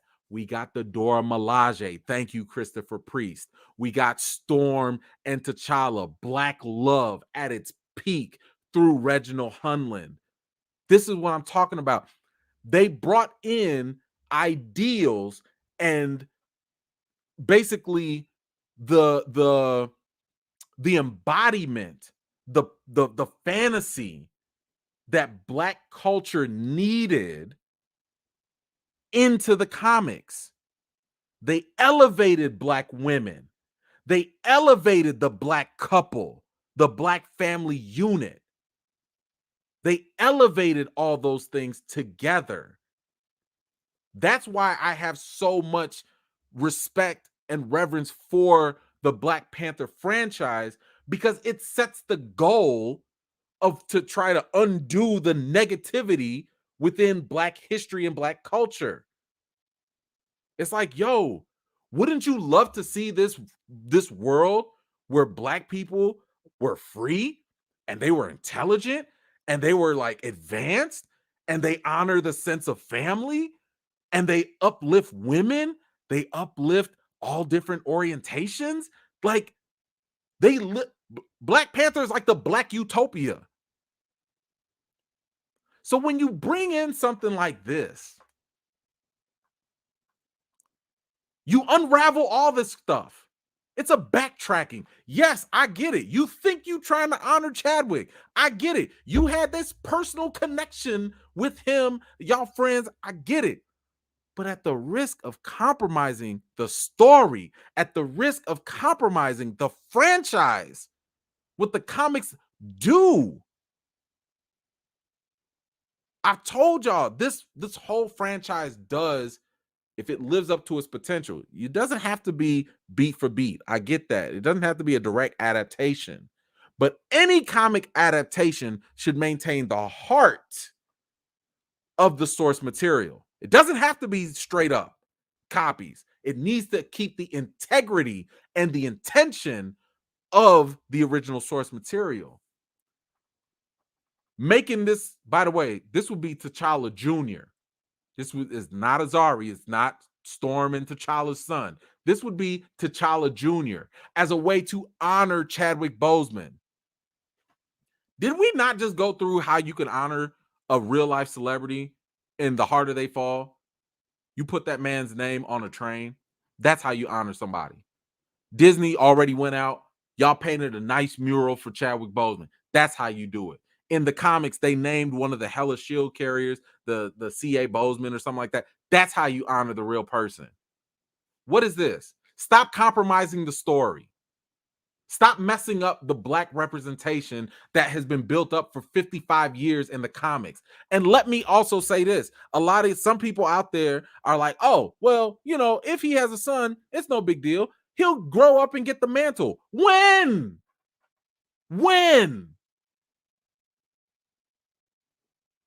He ain't even he's not even old enough to be on the Young Avengers. Because keep in mind, he's going to be like 5 years old. Unless they put Black Panther 2 10, 20 years after Endgame. He's going to be only like 5 years old. So you mean to tell me it took 50 years for us to get Black Panther on screen? 50 years. And now we got to wait another, 10? Another 20 years? Another 15 years for this kid to grow up? To become, to step into his legacy of his father, of his namesake? Miss me with all that. I hope this makes its way to Kevin Feige. I hope people the people that are not okay with it make their voices known. I hope they go and change it. Because you have an entire multiverse at your disposal. Y'all don't really understand what that means. That means you can do anything. When you got a multiverse, you don't have to explain very much anything. It's literally a writer's perfect escape to write and make up anything. They could sit here and from the very beginning of Black Panther 2, they could sit here and be like, T'Challa was sitting on the throne, and then all of a sudden, just like at the end of Venom 2, bloop, everything changed. I don't know, because Doctor Strange changed reality. I don't know, because Loki messed up stuff with He Who Remains. I don't know, because Ultron was punching through realities. They could do whatever they want and never kill off T'Challa and never have to deal with whatever the hell this is. This is why I say stop being complacent with whatever Marvel gives you, because Marvel has options. And these options that are currently being rumored are detrimental to the progress that Black Panther, the franchise, has strove to give us. We haven't even gotten the Black love with Storm and T'Challa. We haven't even gotten that representation yet. And now y'all want to put out this potential Black fatherless thing and just be like, hey, but his name is T'Challa Jr. That's fine, right?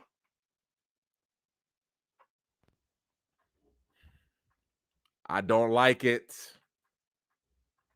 Dion, what's going on? Marvel Studios do us dirty. Nick Fury is useless. War Machine is a sidekick. Sam Wilson can't fight.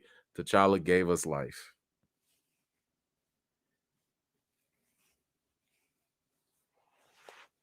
Yeah. And the problem, I think the frustrating thing is the fact that, being a minority, when you see these things, just like you laid out, and let's not forget, killed all these fathers, all these Black fathers too. When you see all of these things happen, it's just more frustrating when you see people that it doesn't affect just not care. And they tell you, what's the big deal? It's just entertainment. I don't care. Yeah, that's easy to say when, you're easily represented. And even if your favorite heroes do get killed off or your favorite stories do get written off, you have so many more that you can bank on. That's easy. That's called privilege.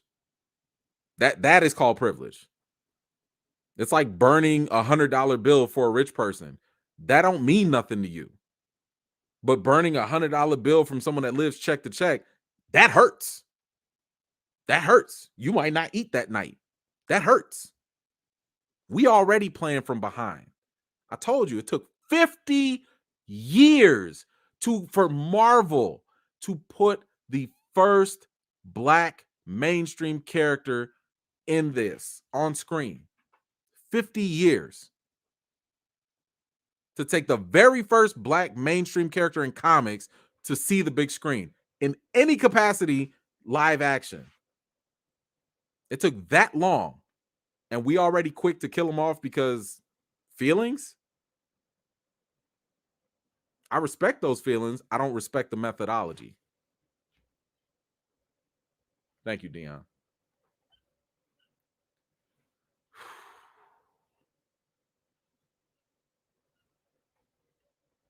Let me get these. Mambo, what you got? I think the only way Black Panther 2 will work is to make it a crossover like Civil War.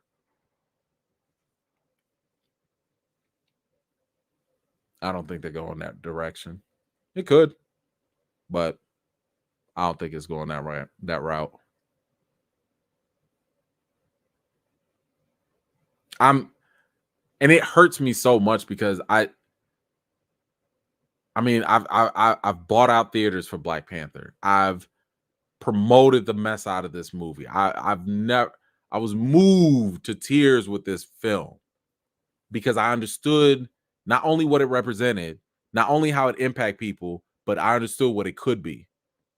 And I don't think y'all understand like how much we lose given this current trajectory. There's a lot being lost that people don't understand.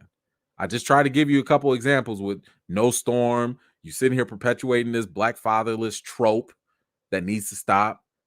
Like you're playing the substitution game, playing hot potato with the mantle.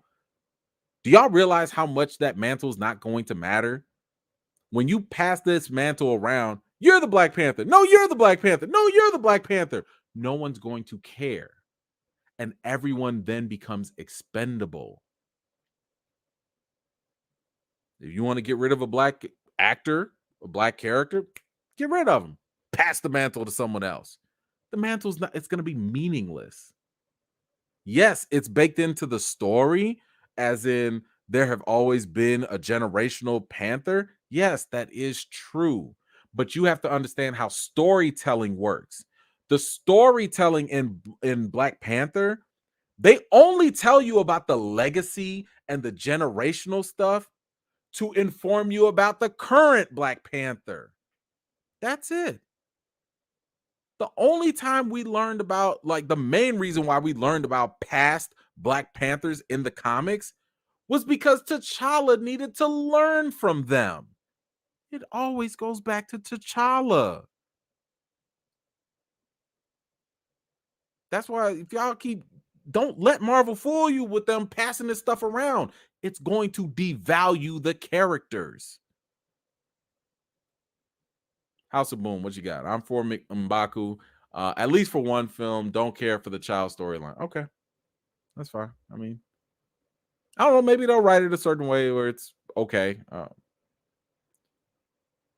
I just think it's a waste of a move for a blockbuster hit movie. I think you got too much to work with, too many options at your disposal to do that. But okay. Diane, what you got? Have you had a chance to connect with Black Panther comic writers to give your perspective? We need a coordinated social media campaign through all inroads. I will say this. Yes, I have reached out. Some are easier to reach than others. The problem, though, is one of the prominent Black Panther Black writers, comic writers, they have a policy where they will not speak on anything related to the movie. So, and the last time I reached out, they were busy. So, I still keep trying, I think what I'll do is I'll try to reach out again. And this time I will ask them if they can just talk about the comic. Like, maybe if you can inform people about the comic, they'll understand what the MCU is not doing, But they made it very clear that they do not want to weigh in on anything movie related. That was just their personal policy. So there we go. But yes, I did try. Daniel, once again, what's going on? Thank you. We've seen sequels that undo the first film setup. Yeah, this is true. This is true. What do we got? We got anything? Dang, where does this bot person come from? Go away. Oh, okay. Thank you, Mod Squad. Thank y'all for jumping on that. What we got? Mamba Mentality. Shout out Kobe. All good all day. Also, Black Panther 2018 is the highest grossing solo superhero film ever made, and Disney's treating the sequel like cannon fodder. I mean, the one thing I'll say that's kind of positive is the fact that like Black Panther, I want to say was about 100 million to make, which was like ridiculous and like dope that they put that much money behind it. The second movie is getting almost double that. So they are putting their money where their mouth is. I just think it still stinks. So I give credit where credit is due. I'm happy that Marvel is putting a little money behind it. That's always a good sign. But I don't know how this is going to execute. I don't know how this is going to translate. What else we got? Didier, what's up? If all these rumors are true, then Black Panther 2 needs to end with Hunter B-15 pruning the whole thing. I'm totally fine with that. Totally fine. I just feel as though you can tell this entire story without killing T'Challa. I think it is not necessary, but I feel like they're going to feel like it is. Oh, is that where the bots are coming from? See, I knew it. That was my fault. My fault, y'all. I shouldn't have talked about it. Let's see. Arrows, what's going on? Black characters need to fly first class. Marvel. They are copying the Annihilation Wakanda comic with M'Baku taking the lead. Yuck. Yeah. And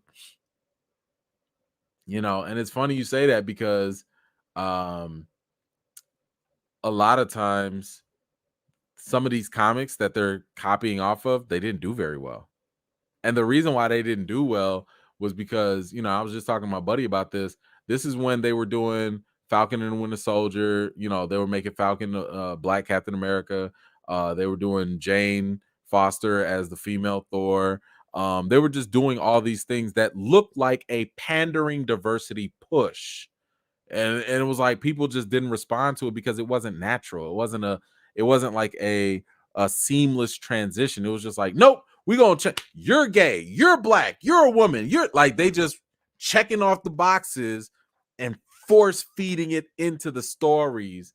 And a lot of people were not cool with that because nobody likes anything forced. I don't think people have a problem with diversity. People have a problem when it's like forced and it feels like pandering. So well, I don't know. We'll have to see how that goes, but I don't know.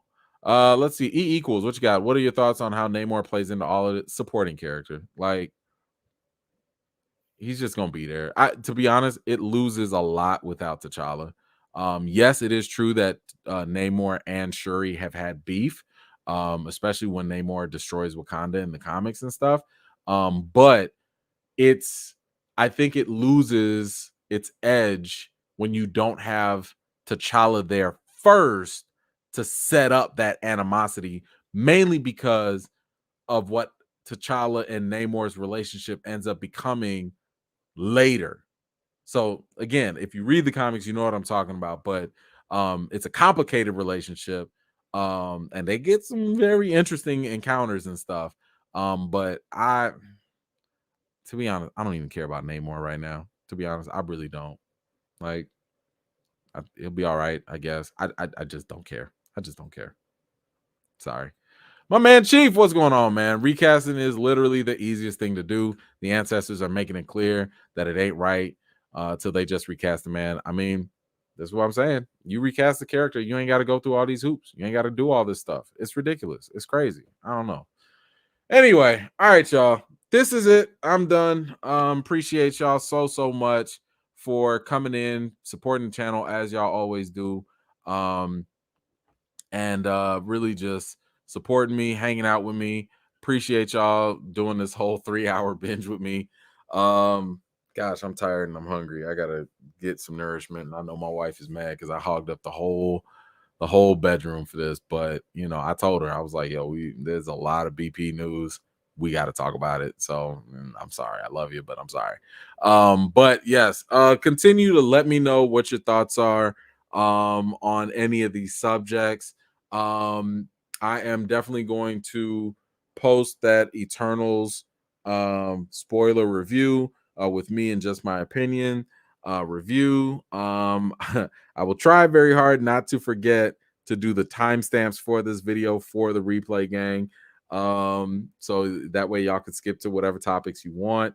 What else I have you? Oh, and then of course I will tell y'all a video. I will share my video of how I met Will Smith, kind of, and my trip to LA and all the fun stuff that happened there. So you know, be on the lookout for that. I think that'll be a nice little thing for y'all to check out. I'm already losing my voice, so I gotta go sleep and make sure that maybe I'll go drink some teas with some lemon or something. But anyway, thanks again, y'all. I really, really appreciate y'all coming through.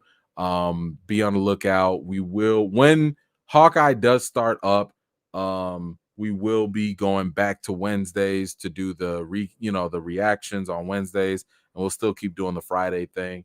I have an interview coming up very soon. Not gonna tell y'all about what it is or who it is, so y'all gonna have to stay tuned. But I got some things for y'all. I got some things. Anyway, appreciate y'all. Have a good night. Have a great weekend. Y'all be safe. Wash your hands. And don't be crazy out there. All right, y'all. Peace out.